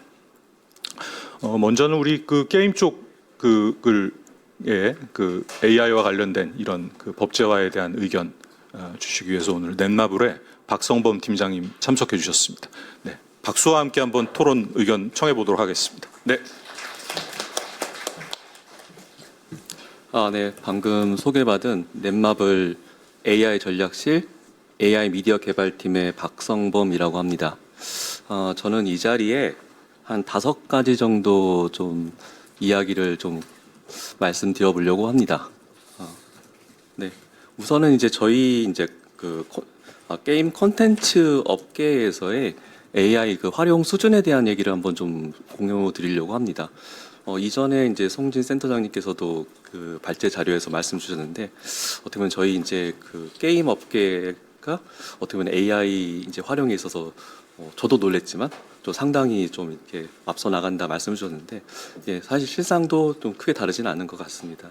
그래서 저희 같은 경우는 이제 그 AI를 이제 뭐 단순히 이제 도입하는 단계를 좀 넘어서서 어떻게 보면은 이제 게임 제작에 대한 효율화 또 이제 큰 부분이 있겠지만 또 한 가지는 저희 이제 게임 서비스의 고도화 측면도 말씀드려볼 수 있을 것 같습니다. 네. 예를 들어서 이제 넷마블 내부에 있어서는 저희가 이제 예를 들어서 AI를 활용한 이제 저희가 이제 얼굴 애니메이션 같은 부분에서의 어떤 자동 생성 그리고 어떤 이미지 생성 AI를 활용한 이제 그래픽 에셋의 제작에 이제 어떻게 실질적인 이제 제작 공수를 감소하는 측면은 상당히 큰 포션을 차지하고 있고요. 그렇지만 저희가 단순히 이제 게임 어떤 제작에서의 효율화를 넘어서서 사실은 저희는 이제 또 중요한 부분 중에 하나는 또 게임의 운영에 대한 부분도 있습니다. 예를 들자면은 어떤 게임에 대한 어떤 밸런싱에 대한 부분이 상당히 큰 부분을 또 차지하고 있습니다. 그러니까 게임의 그 다양한 콘텐츠를 운영하다 보면은 상당히 다양한 부분에서 어떤 이제 게임의 난이도라든지 어떤 그런 밸런싱에 대한 어떤 이제 컨트롤이 많이 중요합니다. 이제 그런 부분을 과거에는 이제 사람이 이제 많은 이제 공수가 참여해서 이제 그런 부분들에 대한 이제 어떤 내부 이제 관리 그런 부분이 있었다면은 지금은 AI를 활용해서 그 AI를 통해서 저희가 이제 어떻게 보면 이제 그 자동화된 환경에서의 어떤 게임 밸런싱을 또 해볼 수가 있고요. 그러면서 또 실제 그 저희가 라이브 서비스를 하면서도 어떻게 보면 이제 그 저희가 게임 어떤 생태계 안에서 어떻게 보면 이제 어떤 이상 징후 어떤 그런 부분들도 저희가 자동으로 이제 감지해서 어떻게 보면 이제 앞서의 이제 게임의 제작에 대한 어떤 효율화를 넘어서서 어떤 이제 저희가 게임에 대한 밸런싱, 그다음에 이제 운영에 있어서의 어떤 안정성 있는 AI 활용도 저희가 어떻게 보면 좀 이제 추구하고 있는 부분이라고 볼 수 있습니다. 그래서 게임에 대한 어떤 생애 주기 전반, 제작에서부터 운영까지 그런 부분에서 이제 AI를 다각적으로 활용하고 있다고 좀 말씀드릴 수 있을 것 같습니다. 조금 더 들어가서 저희 게임의 업계에서는 이제 아까 이제 좀 저희 이제 어떻게 보면 송진 센터장님도 말미에 어떤 협력에 관한 부분을 좀 이제 그 키워드를 주신 것 같습니다. 그런 부분도 좀 이제 좀 생각해 봤는데요. 이제 게임 이 개발 과정에서 보면 저희가 이 게임이란 장르는 어떻게 보면 하나의 종합 예술이라고 좀 볼 수 있을 것 같습니다. 예를 들면 이제 고품격의 그래픽도 있을 거고요.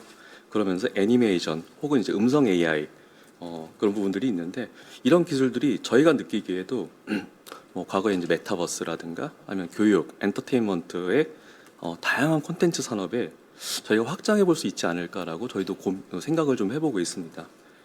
그래서 이러한 이제 넷마블이 예를 들어서 이제 좀 보유하고 있는 기술 중에는 음성 AI 같은 경우에 이제 저희가 이제 게임 같은 콘텐츠 보면은 상당히 이제 어떻게 보면 감정이 많이 실린 음성 합성에 대한 기술들도 있습니다. 그래서 이런 기술들이 예를 들어서 이제 어떤 버추얼 아이돌 예를 들어 아니면은 또 이제 교육용 에듀테크 콘텐츠라든가 그다음에 이제 어떻게 보면 또 이제 좀 인터랙티브한 이제 무비 콘텐츠에 대한 어떤 이제 몰입감 있는 이제 콘텐츠 제작에 또 활용해 볼 수 있지 않을까 하는 또 생각도 해보고 있습니다.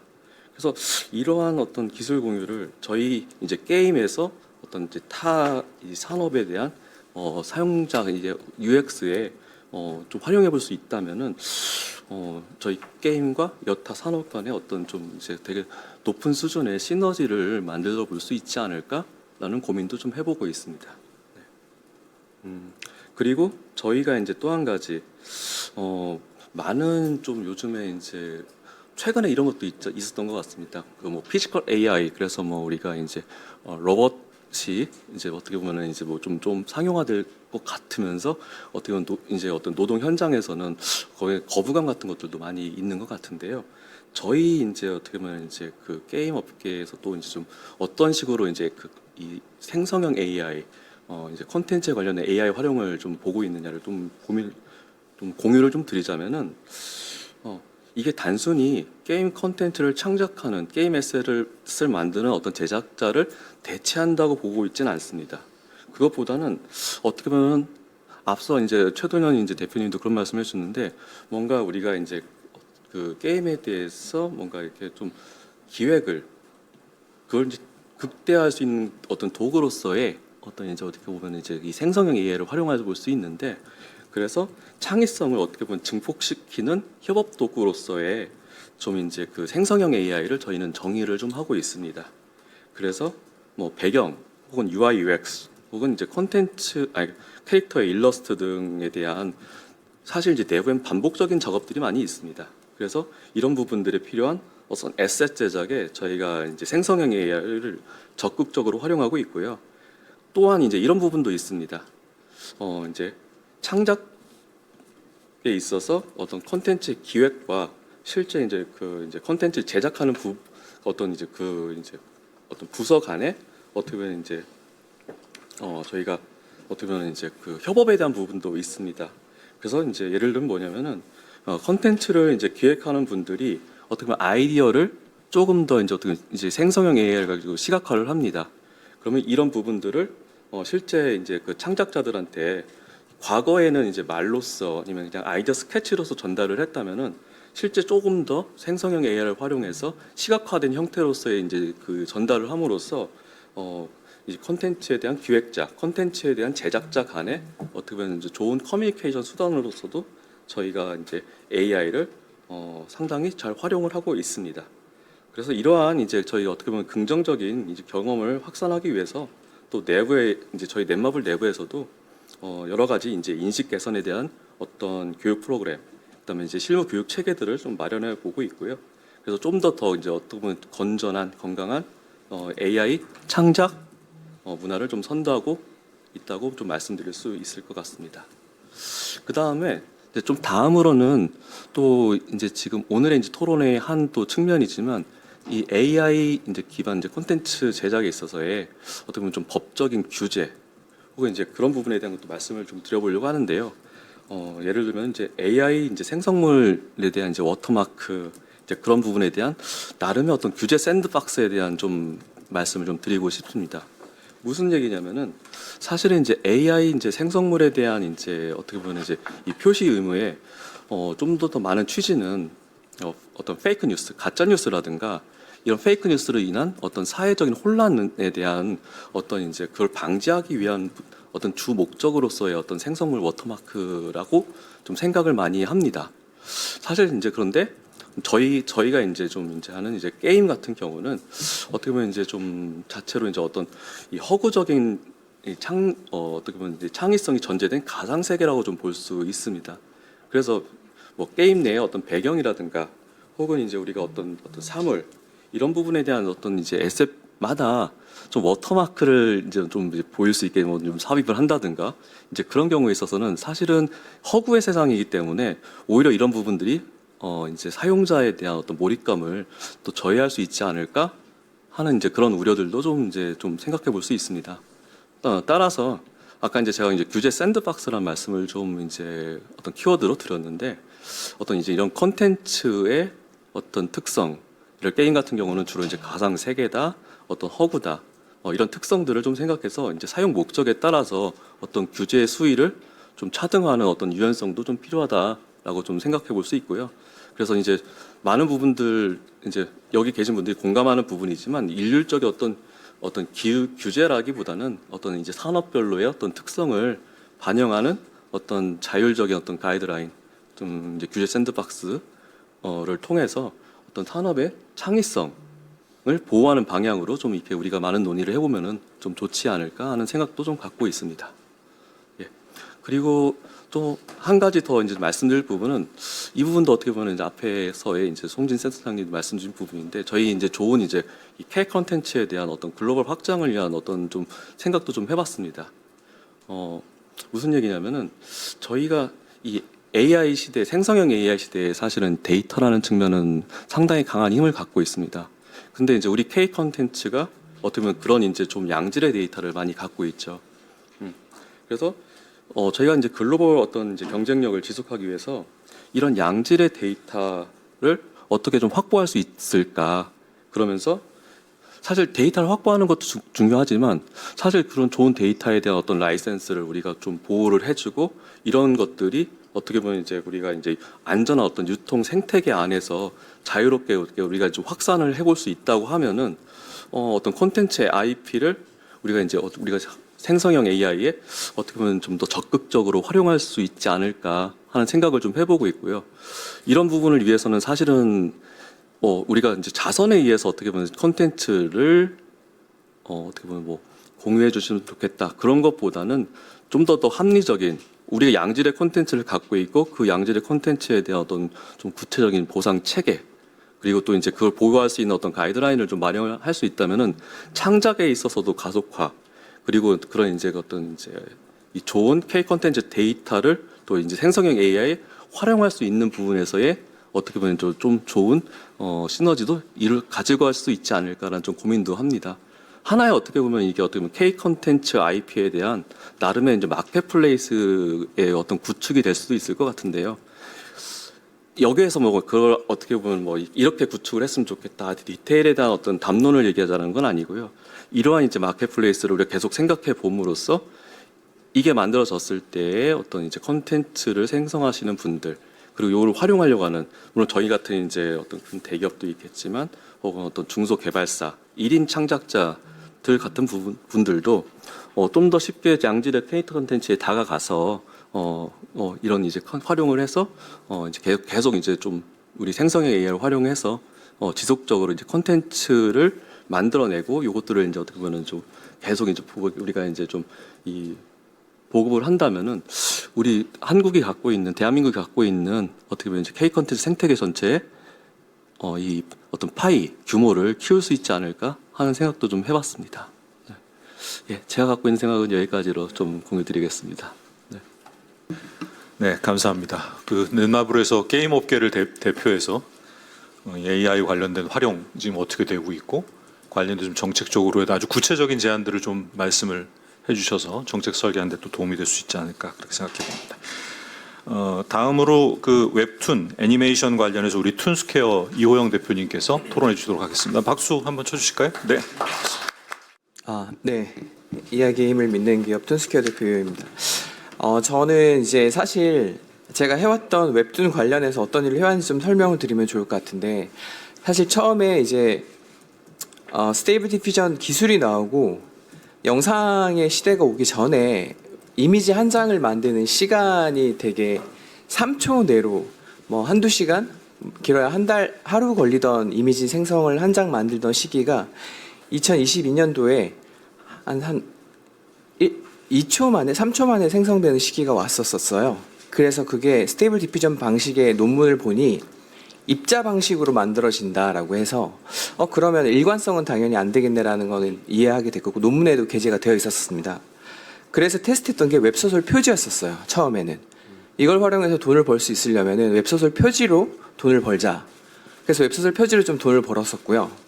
그러다가 그때 당시에는 이제 이미지를 인공지능한테 주거나 텍스트로 이미지를 주거나 하는 방식이었는데, 한국에서 웹소설 표지만으로 이미지로 돈을 벌다가 두 번째로 테스트했던 거는 진짜 내가 이미지로 웹툰을 만들어서 이 상품을 만들면 이렇게 효율적으로 제작비도 단축시키는데 더 많은 돈을 벌 수 있겠구나.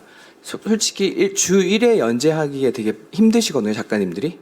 근데 주 1회 연재가 아니라 주 3회, 4회 연재를 한다 그러면은 정말 많은 돈을 벌 수 있겠다라고 단순 이제 등식으로 생각을 했었고요.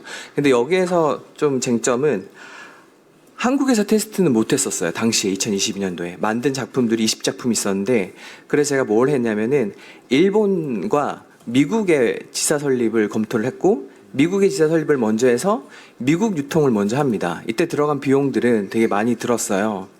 왜냐하면 저희가 모회사가 삼성전자이기 때문에 최대한 안정성 있게 회사를 운영했으면 하는 바람이 좀 저변에 깔려 있어서 한국에서 노이즈가 나는 걸 원치 않으셨고, 그래서 주주이시기 때문에 미국과 일본에서 테스트하는 거는 뭐 괜찮다라고 해서 당연히 이제 변호사 비용이라던가 이런 거 많이 들었죠.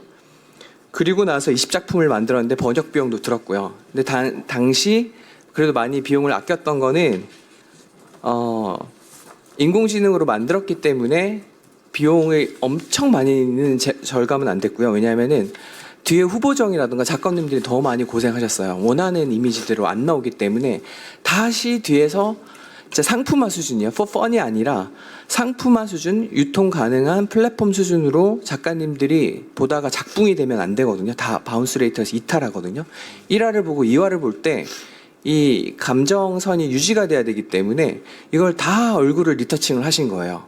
그러니까 그 당시에 비용이 너무나 많이 들었고, 그리고 일본은 그때 당시에는 이제 유통이 그러니까 상품화 수준 AI로 만든 게 리터칭을 해도 그 기준에서는 허락을 안 해주셨어요. 기준이 안 된다라고 해서.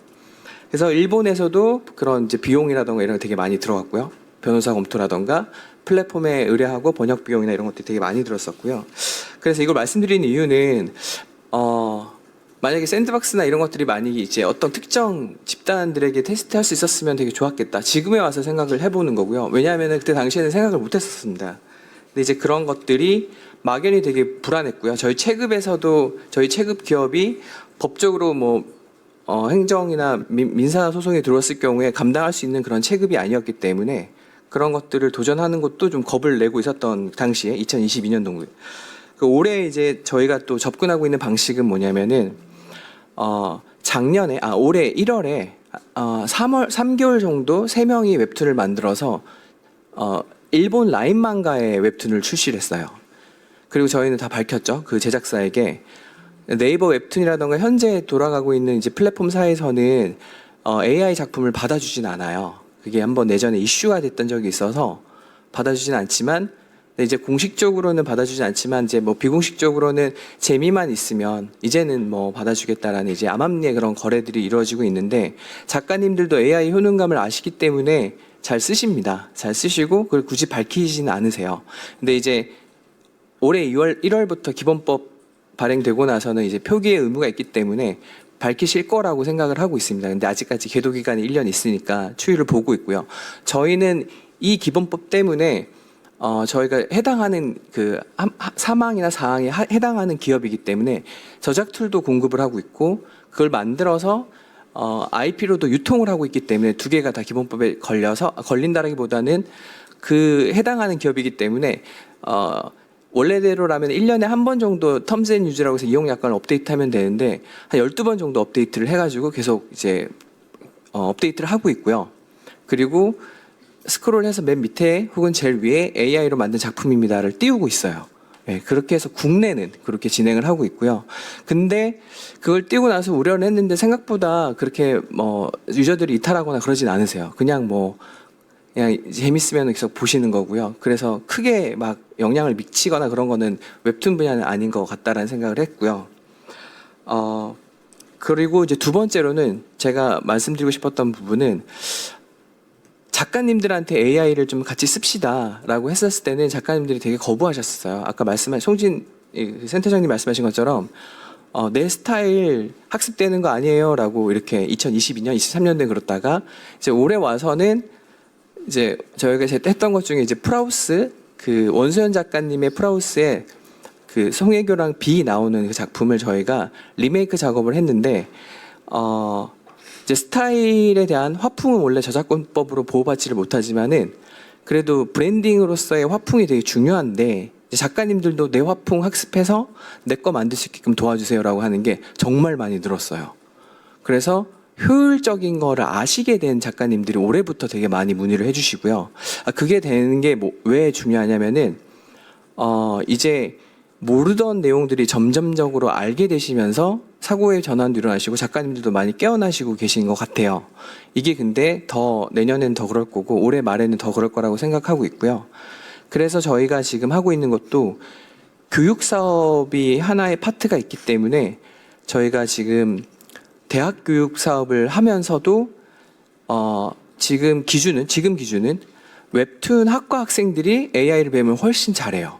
일반인들보다 웹툰 학과에 있는 학생들이 AI를 배우면 너무 잘 만들고 애니메이션 학과에 있는 학생들이 애니메이션 관련된 AI 툴을 배우면 너무 잘 만들어내고 그런 이제 속성들을 여러 단계에서 테스트를 해보면서 저희가 지금 하고 있는 거는 그 친구들을 채용을 합니다. 바로. 왜냐하면은 한 30명 정도 수업하면 한두 명 정도는 진짜 똑똑한 친구들이 나오는데 물론 AI에 거부감이 없고요. 지금 젊은 세대들은. 기업 입장에서는 작가님들을 설득하는 시간이 되게 오래 걸려요. 코스트 비용이 너무 많이 들기 때문에 그냥 AI 웹툰 학과에 찾아가서 그 아이들을 교육시켜서 채용하는 게 훨씬 빨랐고요. 그래서 저희가 20명 정도 작년에 채용을 했어요. 그래서 20명으로 웹툰 AI 작품들을 만들어내고 있고 이걸 왜 말씀드리냐면은 재직자, 구직자들의 저희가 잘 모르는 파트이기도 했었던 게 재직자, 구직자들을 교육시킬 때는 기존에 있는 이제 프레임이라고 해야 되나 이런 것들을 좀 바꾸는 게 쉽지가 않았었던 게 첫 번째가 있었고요. 이게 당시에는 그랬고 올해는 어떻게 될지 모르겠는데 근데 이제 지금의 시점에서는 이게 왜 말씀드리고 싶었는데 너무나 많이 적극적으로 아이들이 AI를 너무 잘 쓰고요. 저희보다 더 잘 쓰고 그리고 우리가 알려주지 않아도 스스로 이제 새로운 기술들을 습득하는 능력이 너무나 월등히 뛰어나기 때문에 기업이 해줄 역할들이 많이 없어지고 있어요. 그냥 당연히 되고 있는 것 같아요. 그래서 교육이나 이런 것들도 조금만 물꼬만 틀어주더라도 왜냐하면 이제 아이들이 취업을 할 수가 없는 시대예요.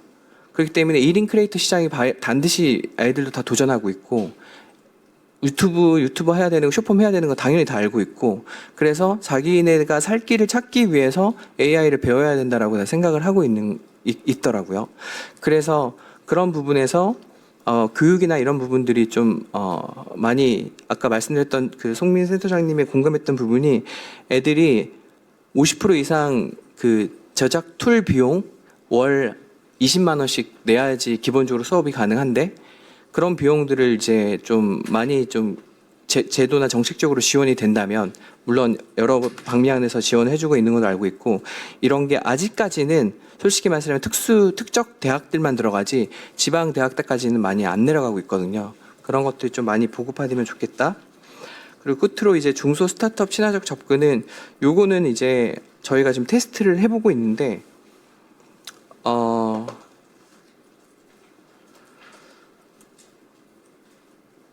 대기업들이 이거는 좀 오프 더 레코드긴 한데 대기업들 내에서도 의사결정 과정이 되게 길잖아요. 그런 과정 속에서 한번 이제 기술이 좀 이제 나노 바나나가 이제 프로로 바뀌고 이제 다음에 뭐 그랜드 바나나가 나온다 뭐 이런 기술들이 이제 바뀌는 시도에서 저희가 준비하던 게 대기업과 싱크를 맞추는 기간이 스타트업 혼자 했을 경우에는 이제 뭐 한 달 만에 의사결정에서 끝날 수 있는 게 3개월 정도 걸려요. 3, 4개월 정도 걸리고 저도 삼성전자에서 10년 정도 있었는데 그게 의사결정 과정에서 책임 과장, 수석, 뭐 상무님, 전무님, 부사장님까지 의사결정을 다 맡아야 되는 거고 대표 도장까지 찍어야 스타트업과 일을 할 수 있거든요. 현실적으로. 이런 것들이 프로세스가 되게 오래 걸리고 상무님에서 한번 리젝되면은 준비했던 것들이 다 엎어져요. 근데 이거는 이제 제가 뚫어가야 되는 과정이긴 한데 대기업과 세 개의 대기업을 삼성에서 나와서 세 개의 대기업을 뚫는 과정에서 느꼈던 거는 이거가 쉽지 않구나. 녹록지 않구나. 이 의사결정 과정에서 기술이 바뀌기 때문에 그래서 어떻게 좀 접근하면 좋을까 하다가 좀 그 부분은 계속 고민하고 있는 부분입니다. 그래서 현실적인 부분을 좀 말씀드리고 싶었던 거고요. 그리고 좀 유사하게 각 팀 내에서 센터장님의 서명으로 통해서 뭐 한다던가 이런 이제 정부 지원 사업을 할 때는 그렇게 진행하는 사례들이 종종 있고요. 그렇게 해서 대기업의 의사결정 과정을 따르는 그 과정에서는 조금 쉽지 않았다라는 생각을 좀 말씀드리고 싶었습니다. 네, 이상입니다. 감사합니다. 네, 감사합니다. 우리 툰스퀘어 이호영 대표님께서 관련해서 웹툰 애니메이션 사업에서의 지금 활용에 대한 부분들 말씀해 주셨고 저희 학교도 애니메이션과는 계속 정원을 늘리고 있어요. 예, 그 아마 업계에 굉장히 그 산업 수요가 많은 에이와 연결해서 그런 것도 보여지는데 어쨌든 이 관련된 제도가 좀 그 업계의 그런 이 탄력받은 업계를 좀 지원하는 방향으로 잘 만들어져야겠다는 생각이 좀 들었습니다. 다음으로 우리 송은주 포엔터테인먼트 송은주 이사님 모시고 오겠습니다. 뭐 잘 아시겠지만 영화 쪽에서 되게 유명한 회사에서 영상 관련된 쪽에 AI와 관련된 부분들을 정책적인 부분들도 이야기해 주시도록 하겠습니다. 박수로 맞이하도록 하겠습니다. 네, 안녕하세요. 저는 영화 명량 그리고 한산 그 노량까지 이순신 시리즈에서 기획 업무를 담당했었고요. 작년에 개봉했던 국내 최초 AI 활용 장편 영화 중간계의 기획을 했던 포엔터테인먼트의 송은주 이사라고 합니다. 저는 그 프로듀서여서 실제 현장에서 그 경험을 했던 제 경험을 바탕으로 좀 이야기 드리도록 하겠습니다. 그 발제 종이 지금 있는 내용 기준으로 말씀드리도록 하겠습니다. 네, 저는 그 오늘 일단 말씀 주셨던 그 내용에 깊이 공감하고요. 특히 그 콘텐츠 산업의 그 전 가치 사슬에서 AI 활용이 확대되고 있다는 것, 그리고 생성형 AI가 산업 구조를 재편하고 있다는 것은 제가 지금 현장에서 체감하고 있는 변화입니다. 제가 2025년도 초에 국내 최초로 AI 활용 장편 영화 중간계를 만들 계획을 논의할 때만 해도 1년 만에 이 정도로 그 빠르게 발전을 할 거라고는 상상도 하지 못했습니다. 당시 저희가 이 중간계라는 영화를 만들 때에는 이 12지신 크리처가 나오는데 이 12지신 크리처가 걷지를 못해서 이걸 어떻게 하나? 라는 고민을 엄청 많이 하면서 결국 실제 촬영에서는 그 걷는 걸 찍고 또 AI로도 찍어서 두 개를 합성하는 방법으로 영화를 그 상영하게 되었는데요. 그때만 해도 실현 안 됐던 것들이 너무 많아서 저희 나름대로는 어떤 프론티어의 의미를 두고 시작을 했었는데 지금은 저희가 또 아덴만이라고 하는 그 2025년도에 콘텐츠 지원 사업에 그 참여하게 사업이 있어서 그 사업을 통해서 지금 거의 매일 새로운 그 결과물들을 받아보고 있는 중인데 저희 스스로도 굉장히 좀 놀랄 정도로 높은 퀄리티의 지금 영상 작업물들이 나오고 있는 상황입니다. 그래서 지금 AI가 생성하는 영상들은 좀 이전에는 굉장히 좀 단순하게 프리미즈라고 해서 저희가 좀 난이도 높은 장면들을 상영하기 전에 그 장면들을 그러니까 컴퓨터 작업을 통해서 미리 만들어보는 작업들을 하는데 주로 그런 용도로 많이 활용이 되었다면 지금 이제 AI는 실제로 이제 생성한 이미지를 최종 영화에 삽입해서 해도 문제가 없을 정도로 많이 발전이 되어 있는 상황입니다. 제가 1년 전에 그 영화를 준비하면서 되게 많은 질문들을 받았었는데요. 아마 이 질문들에 대한 답변이 지금 저희가 얘기 나누고 있는 인공지능 기반 컨텐츠 진흥을 위한 제도 개선 방안 모색에 좀 참고의 지표가 될 수 있을 것 같아서 이 질문들을 토대로 좀 말씀을 드리고 싶습니다. 이 질문들 중에 저희가 일단 만들기 전에는 어디까지 만들 수 있느냐, 저작권은 어떻게 되느냐, 만들고 난 후에는 비용이 얼마나 절감이 됐느냐, 어디까지 대체될 수 있느냐, 약간 인력의 감소에 대한 우려가 같이 주요 질문들로 저희한테 왔었는데요. 지금 어디까지 만들 수 있느냐, 그리고 저작권은 법제화가 필요한 부분들로 보이고 비용 절감과 인력 감소에 대한 부분은 산업적으로 앞으로 또 증명이 되어야 하는 부분이라 좀 지원이 필요한 부분으로 저는 생각하고 있습니다. 어디까지 만들 수 있느냐는 소이랩 자료에서 보셨겠지만 다 가능한 것 같습니다. 이제 한계는 없는 것 같고요. 이제 전통적인 방식으로 위험과 비용을 감수하면서 컨텐츠를 만들겠다고 하는 거는 좀 많이 어리석어 보이는 정도까지 온 것 같습니다. 저작권 부분은 여전히 좀 어렵고 복잡한데요. 앞으로 아마 모든 과정에서 스태프들이 AI를 활용하게 될 것이고 이 경우 저작권을 어떻게 해야 되는지 다양한 논의가 필요해 보입니다. 그리고 특히 이게 배우 부분이 앞으로 가장 예민한 부분이 될 것으로 저희는 생각하고 있어서 이 부분에 대해서는 좀 빠른 그러니까 법제화가 좀 필요하지 않을까라고 생각하고 있고요. 다음으로 비용이 얼마나 절감이 되느냐, 어디까지 대체될 수 있느냐는 좀 더 많은 사례가 좀 필요해 보입니다. 실제적으로 게임 체인저 수준의 좀 강력한 상업 영화의 사례가 나와야 이 비용이 실제로 얼마나 절감이 되는지를 좀 증명할 수 있을 것 같다라는 생각이 있어서 이 부분에 대한 좀 과감한 지원을 요청드리고요. 현재 제가 봤을 때 발제 자료를 보면 대부분 AI 지원 사업은 R&D 중심으로 지금 되어 있는 것 같아서 영상 제작 현장에서 지금 필요한 것은 상업적 제작 실증 모델입니다. 그래서 실제로 지금 제가 아덴반이라는 작품을 하고 있고 소이랩 쪽에서도 칼이라고 하는 작품을 같이 좀 하고 계시는 걸로 알고 있기는 한데 이런 좀 큰 작품들이 좀 더 많이 제작이 되어서 좀 실증 사례가 나왔을 경우에 실제로 얼마나 좀 비용이 절감이 될 수 있는지 어느 정도 인력은 대체될 수 있는지에 대한 결과가 좀 나올 수 있을 것으로 생각되고 있습니다. 그리고 또 많은 부분들이 가장 많이 궁금했던 건 결국 인력 감소에 대한 부분인데요. 저는 거의 대부분 앞으로 대체될 수 있을 거라고 생각하고 5년 이내로 될 거라고 생각하고요. 또 올해가 이런 변화의 원년이 되는 해가 될 거라고 생각하고 있습니다. 저희가 요즘에 아덴만 준비하면서 프리비즈 영상 보면서 농담처럼 당신의 직업은 삭제되었습니다라는 말을 엄청 많이 하고 있습니다. 실제로 앞으로 5년 내에 많은 직업들이 없어지지 않을까라는 걱정을 하고 있긴 한데 당장 감소되지는 않았습니다. 저희가 중간계획 할 때 VFX 인원과 미술 특효팀의 인원이 좀 줄어들었지만 대신 이제 AI 시각 효과라는 새로운 파트가 좀 신설이 되어서 영화 한 편에 참여하는 전체 인원을 생각했을 때에는 큰 변화가 아직까지 있지는 않습니다. 여기에 지금 AI 디렉터를 포함해서 AI 슈퍼바이저, AI 프로듀서 등 AI 아티스트들이 새로운 직군으로 지금 자리 잡고 있고요.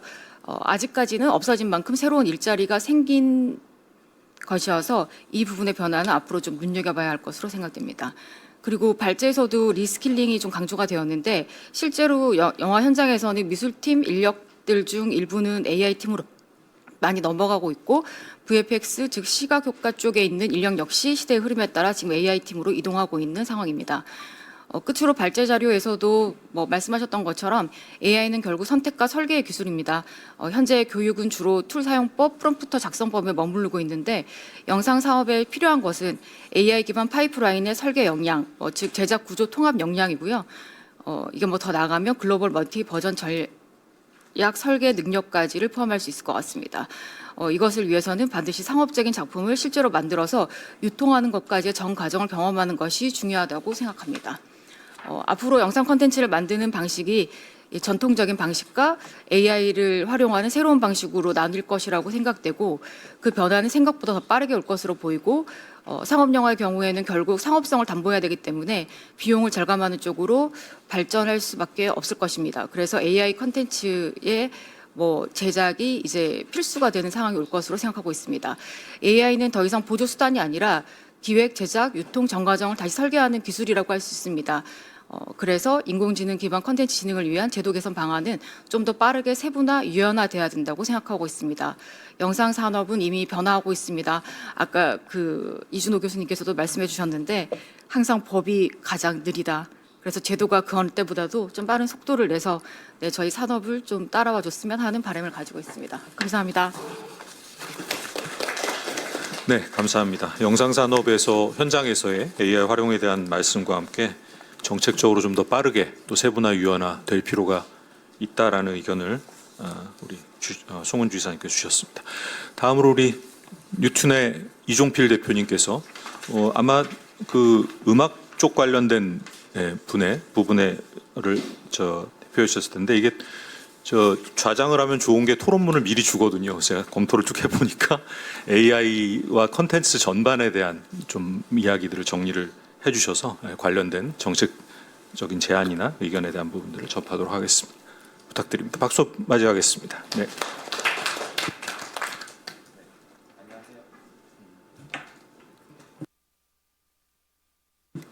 안녕하세요. 네.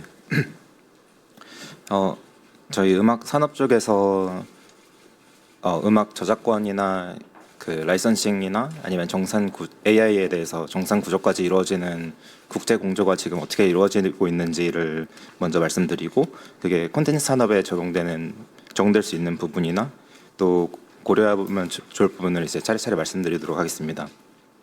먼저 음악 산업 쪽에서 음악이라는 콘텐츠가 아무래도 좀 작은 단위이고 그 다음에 되게 세세한 저작권이랑 그 다음에 수익 공유 체계 같은 게 국제적으로 잘 갖춰져 있는 몇 안 되는 콘텐츠 분야 중에 하나다 보니까 이런 AI랑 저작권이랑 이런 수익 분배 관련된 문제가 일어났을 때 현재에도 가장 빠르게 사실은 논의가 이루어지고 있는 분야라고 생각이 되거든요.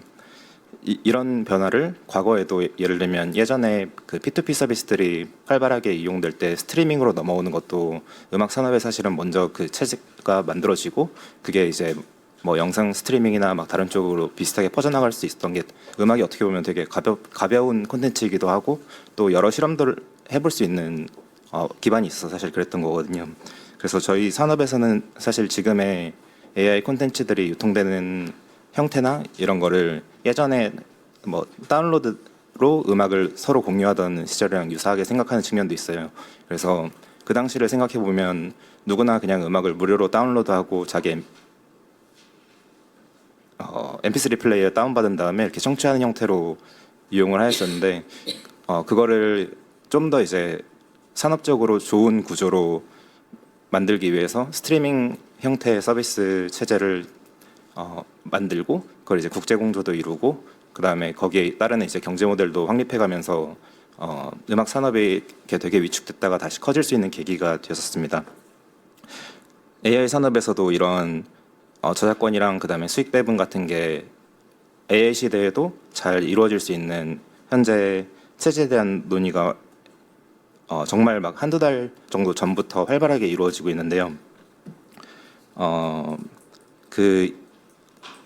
예시 중에 이제 하나가 그 DDEX라고 하는 게 그 DDEX라고 예를 들면 뭐 멜론이나 스포티파이나 이런 음악 서비스들이 레이블이나 아니면 저작권 협회들이랑 누구의 음악이 얼만큼 청취되었으니까 이만큼의 수익 배분을 해주세요라는 통신을 서로 주고받는 국제 표준 시스템이거든요. 근데 이제 이런 데서도 AI가 음악 산업에 적용됐을 때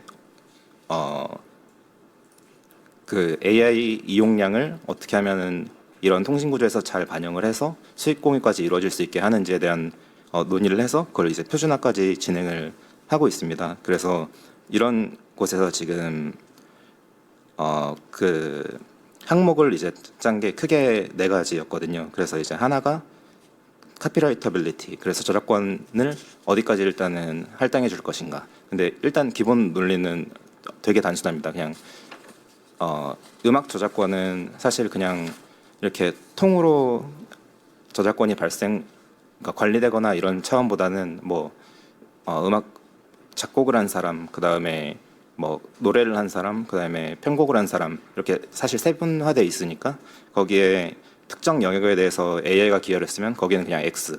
그러니까 AI는 그 저작권료를 받을 수 있는 주체는 안 되기 때문에 그런 식으로 그냥 넘어가고, 다만 사람이 한 것들이 있는 거에 대해서는 다 이제 그 이렇게 분별적으로 하는 방향으로 조금 논의가 되고 있는데, 여기서 아직 이제 구체적으로 막 퍼센트를 어떻게 할 것인가 이런 거에 대한 논의는 아직은 서로 막 표준 수준까지는 논의를 기피하고, 다만 이렇게 항목을 정하는 수준까지만 와 있는 상황이고요.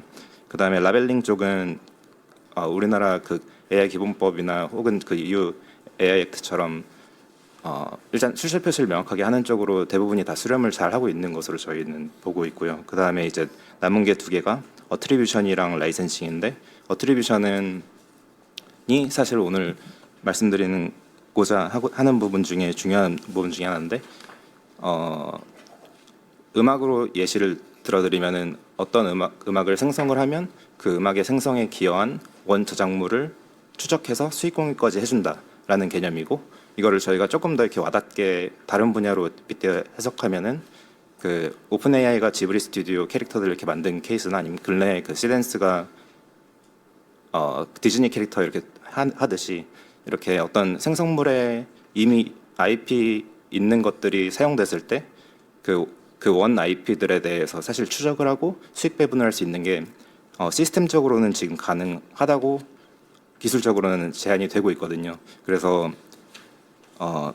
아직 이런 뭔가 시스템이나 뭔가 국제 표준 같은 게 아직 덜 만들어져서 그렇지, 조금 더 있으면은 그런 것들이 그냥 이렇게 해결할 수 없는 부분보다는 정당하게 돈을 내고 다 이용을 할 수 있는 시스템이 갖춰질 것이라고 생각을 하십니다. 아까 사실 말씀해주신 그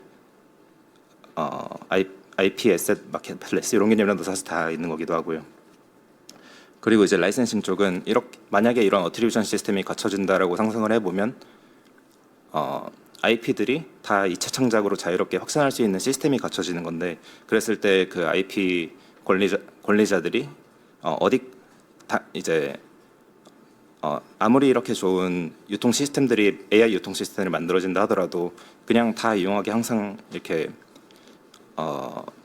옵트아웃 형태로 열린다기보다는 또 어디까지를 옵트인으로 남겨둬야 할지에 대한 고민입니다. 그래서 음악으로 대입하면 사실 뭐 음악이라는 통 저작물로서는 대부분 그래도 최대한 활용할 수 있게끔 열어주는 방향으로 가더라도, 또 어떤 경우에는 가수의 목소리 특성은 뭐 좀 이렇게 사전적으로 제한을 할 수 있는 장치들도 놓는다거나 하는 형태입니다.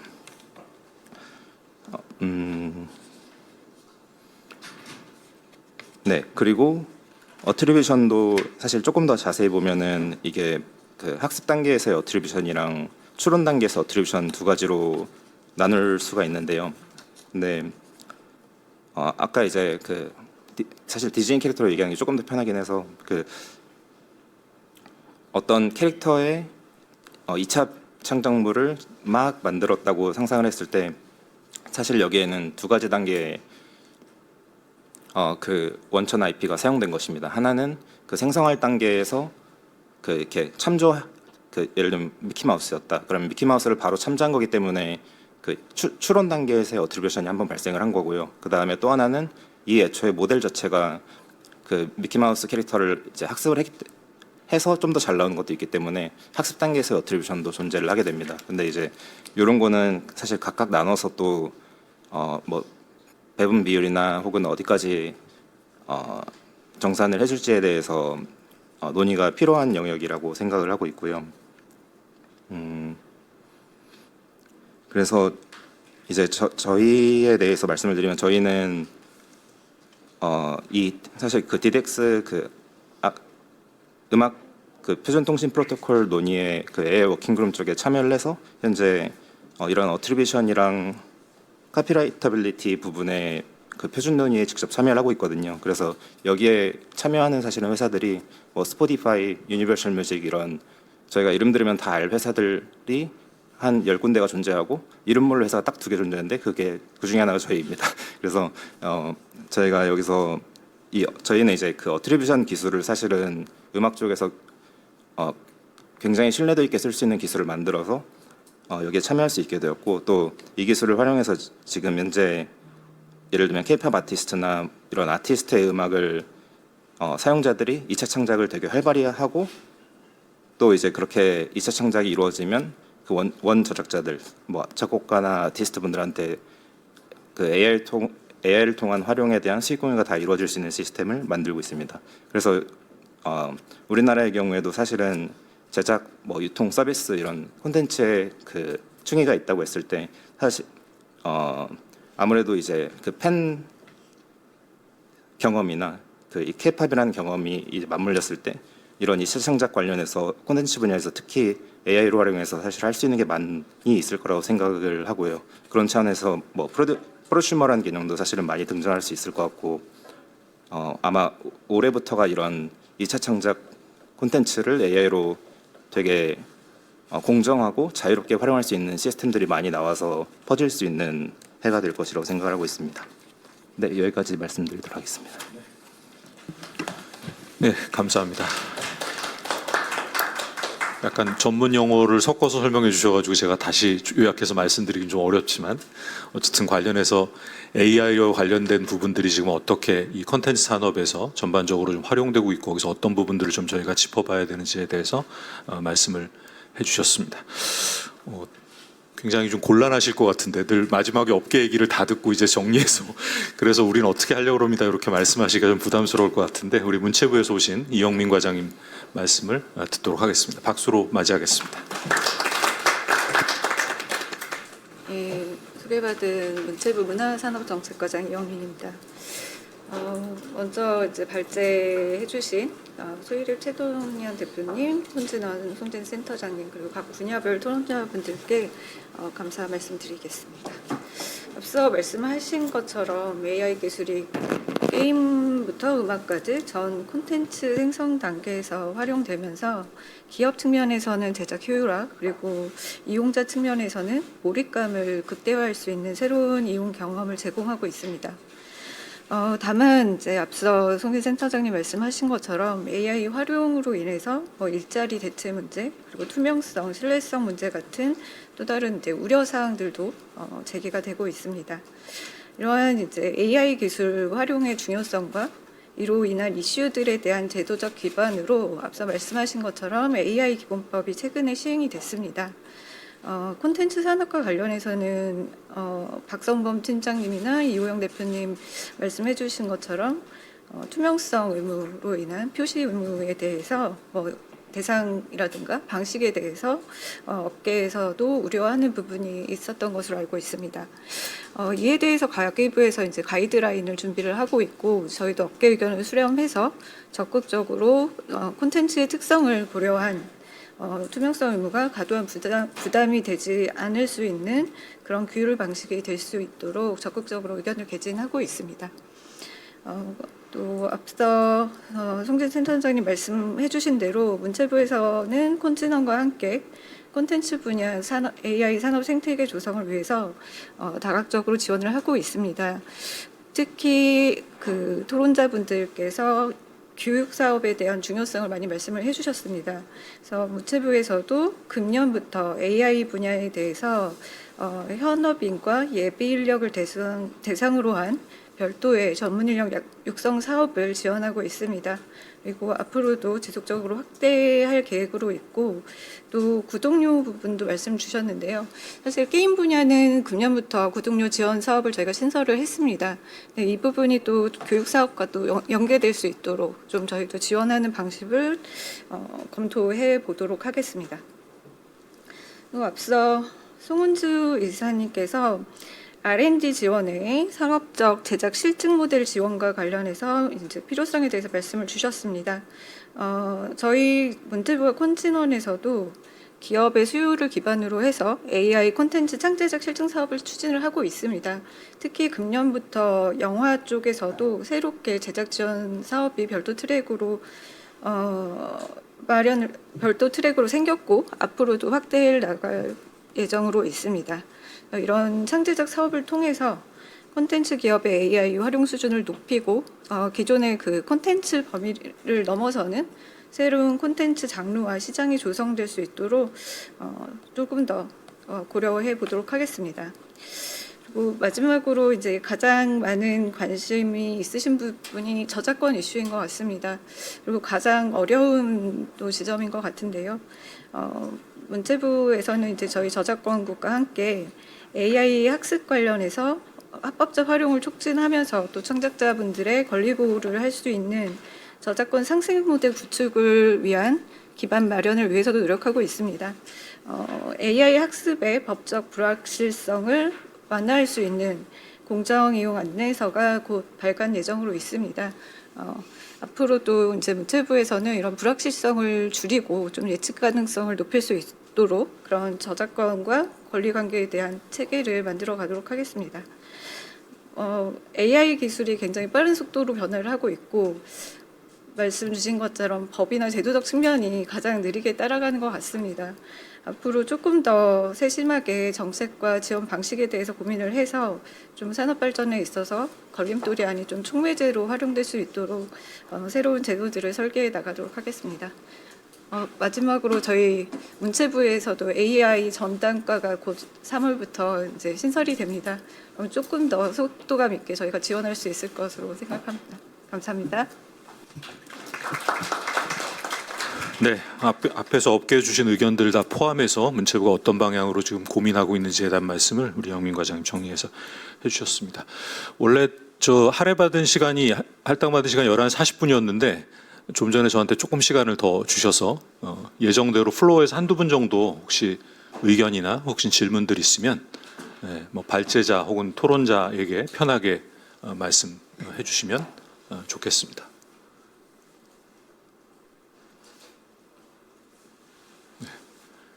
월요일 아침이어서 너무 주간회의 같은 그 뭔가 틀에 좀 빠져 있는 약간 느낌이 좀 있는데 혹시 뭐 질문하시거나 의견 주실 분도 있을까요?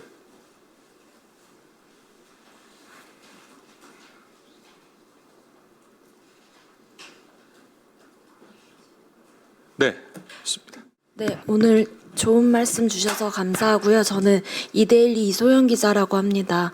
오늘 토론회에 참석해 주신 게임이나 영상, 음악, 웹툰 업계에서 사실 고민인 게 저희 일자리잖아요.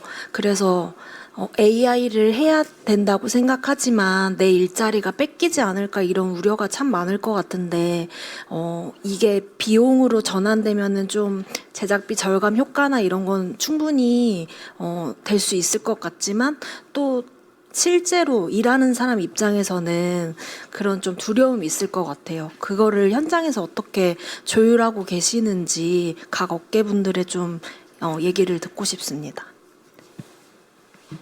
굉장히 중요하고 민감한 질문을 해주셨습니다. 한 분 정도 질문을 더 받고 그리고 이제 뭐 발제자, 토론자 관련된 의견을 좀 듣도록 하겠습니다.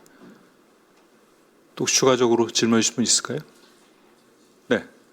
저도 질문이 있어가지고 웹툰 분야뿐만 아니라 이제 앞으로 웹소설도 그렇고 영상도 그렇고 숏폼을 만들 수 있는 이제 1인 창작 시대가 당연히 더 될 것 같은데 웹툰 파트에 있으니까 저의 웹툰 쪽만 먼저 말씀을 드리면은 이전에는 이제 스튜디오 창작이었기 때문에 대량 생산 체제가 됐었던 거고요.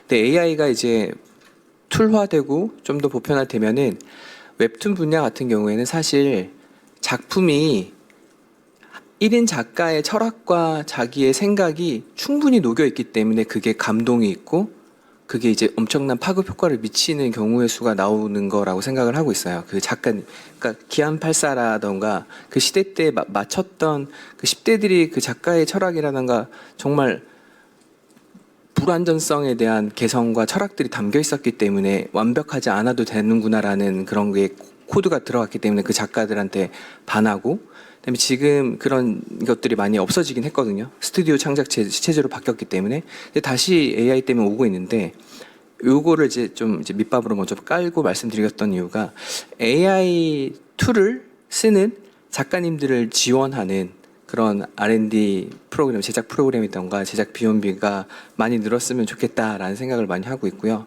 실패하더라도 콘텐츠 속성 자체가 실패를 많이 하는 것 같아요. 저희가 뭐 한 10작품 만들어도 한두 작품만 이제 대중성이 있다 보니까 그런 제도들도 좀 뒷받침될 수 있으면 좋겠다라는 생각을 좀 하고 있고요. 그리고 예비 창작자들, 실제 라인업이 아니었고 자기가 작품을 만들어 본 경험이 없더라도 그냥 이제 뭔가 나도 할 수 있게끔 등용문을 열어준다던가 기획서를 AI로 쓰더라도 혹은 뭔가 자서전 웹툰을 만들 수 있는 그런 프로젝트도 괜찮고, 교수님들이나 이제 뭐 현업에 종사하지 않으신 분들도 그렇게 이제 작품들을 만들 수 있는 통로들을 좀 많이 만들어낼 수 있으면, 우리나라 사람들이 이렇게 글빨러들이 되게 많거든요. 그리고 뭔가 좀 잘 만들어내시는 분들이 숨은 고수들이 많이 있기 때문에 그런 분들을 발굴해서 상품화까지 연결할 수 있는 트랙이 좀 많이 만들어지면 좋겠다라는 생각을 하고 있기 때문에 요거와 관련된 질문을 좀 콘진원 쪽에 좀 드리고 싶긴 했었습니다. 관련돼서 현재 어떤 것들이 있고 그리고 또 앞으로 어떤 것들이 있을지. 네, 이효영 대표님, 업계의 그 필요와 요구를 포함해서 콘진원에 좀 답을 주셨으면 좋겠다는 의견 주셨습니다. 혹시 그래도 내가 여기 힘들게 앉아 있었는데 꼭 이것만큼 물어보고 가야 되겠다 하시는 분 한 분 정도만 더 들어볼까요? 네. 세미나 와서 보면 이게 수업이랑 똑같은 것 같아요. 네, 한 분 더 좋습니다. 네.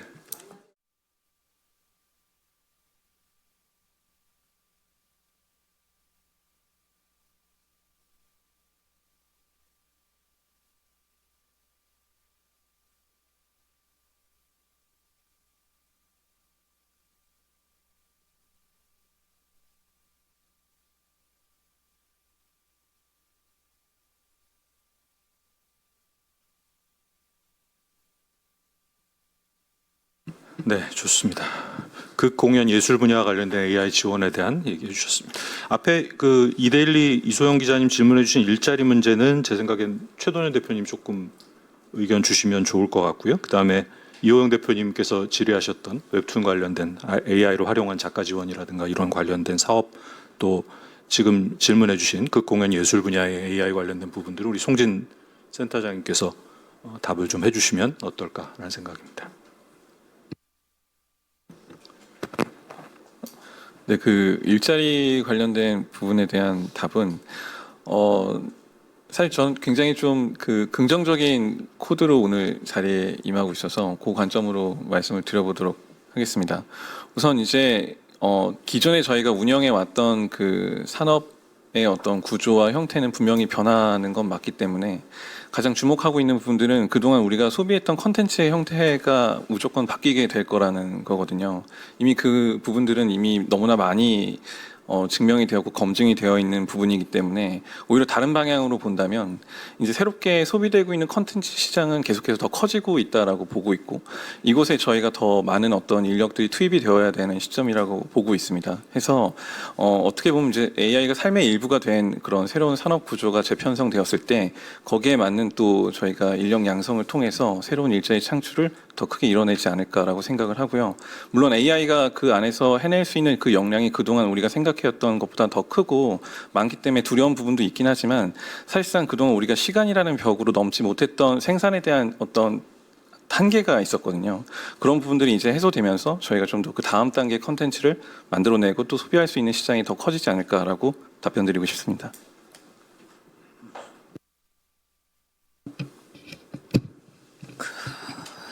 그 지원 사업에 대해서는 사실 현장에서 굉장히 관심이 많으시고 굉장히 필요로 하는 부분들이 굉장히 요구들이 다양하다라고 알고 있습니다.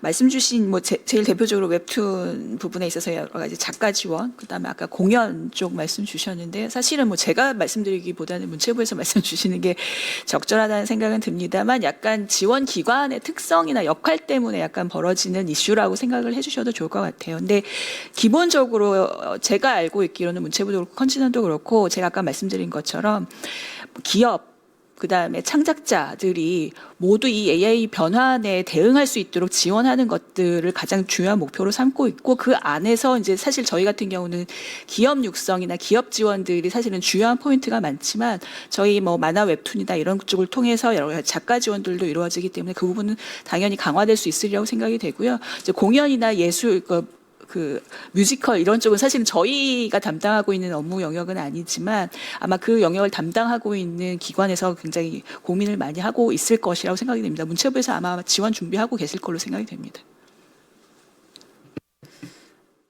저희 대부분 사업이 사실 기업 중심으로 지원은 되고 있고요. 다만 이제 최근에 AI 시대가 되면서 1인 크리에이터들이나 작가들에 대한 지원에 대한 수요도 있는 것으로 알고 있습니다. 그래서 이에 대해서 저희가 좀 아직 뭐 사업이 만들어지진 않았지만 조금 예비 창작자들 지원할 수 있는 사업들 좀 구상을 하고 있고요. 내년에 신규로 반영하기 위해서 지금 작업을 하고 있는 상황입니다. 그리고 예술 분야 말씀 주셨는데요. 제가 정확한 사업 내용은 모르는데 그 예술국에서 금년에 신규로 AI와 접목한 제작 지원이나 이런 관련 그런 프로젝트 지원하는 사업이 새로 신설이 돼서 추진되고 있는 것으로 알고 있습니다. 여기에 뮤지컬이나 이런 부분들 다 포함되어 있는 것으로 알고 있습니다. 네, 굉장히 중요한 정보를 주셨네요. 네, 시간이 거의 다 돼서 마치려고 하는데 오늘 사실은 그 주셨던 그 정책적인 제안들 또 문체부에서 기획하고 있는 방향성들 다 의미 있는 또 뭐 비록 법이 기술과 기업을 따라갈 수는 없겠지만 그래도 조금이라도 그 기술과 기업의 발전에 좀 기여하기 위한 방향으로 법제도에 대한 부분들을 고민하고 있는 부분들을 저희가 같이 생각할 수 있는 시간들이 아니었나 생각이 듭니다. 그 올해 다보스 포럼에서 유발 하라리 교수가 그런 표현을 썼더라고요. AI는 이제 AI 이미그런트, 그러니까 AI 이민자라는 표현을 썼는데 그 표현을 쓴 이유가 가만히 보면 AI가 이제는 더 이상 수단과 도구가 아니라 말 그대로 행위의 주체가 되고 있다라는 의미에서 AI 이민자라는 표현을 썼는데 어쨌든 이 법제도와 관련된 부분들을 설계하는 데 있어서 절대 잊지 말아야 될 부분들은 AI로 만드는 컨텐츠에 대한 법이 돼야지 AI가 만드는 컨텐츠에 대한 법이 돼서는 안 될 것 같다라는 측면에서 이 만드는 이 컨텐츠 산업의 주체들이 훨씬 더 이 산업적으로 지원받을 수 있는 그런 구조의 원칙들이 좀 만들어져야 되지 않을까 그런 생각을 개인적으로 해보게 됩니다. 오늘 이 세미나를 위해서 준비해 주신 우리 진종호 의원실 다시 한번 감사드리고요. 그 다음에 발제자 또 충실하게 또 토론해 주신 우리 토론자 선생님들 그리고 플로어를 가득 메워주신 우리 참석해 주신 모든 분들께 감사 인사를 드리고 박수와 함께 세미나를 마무리하도록 하겠습니다. 수고하셨습니다.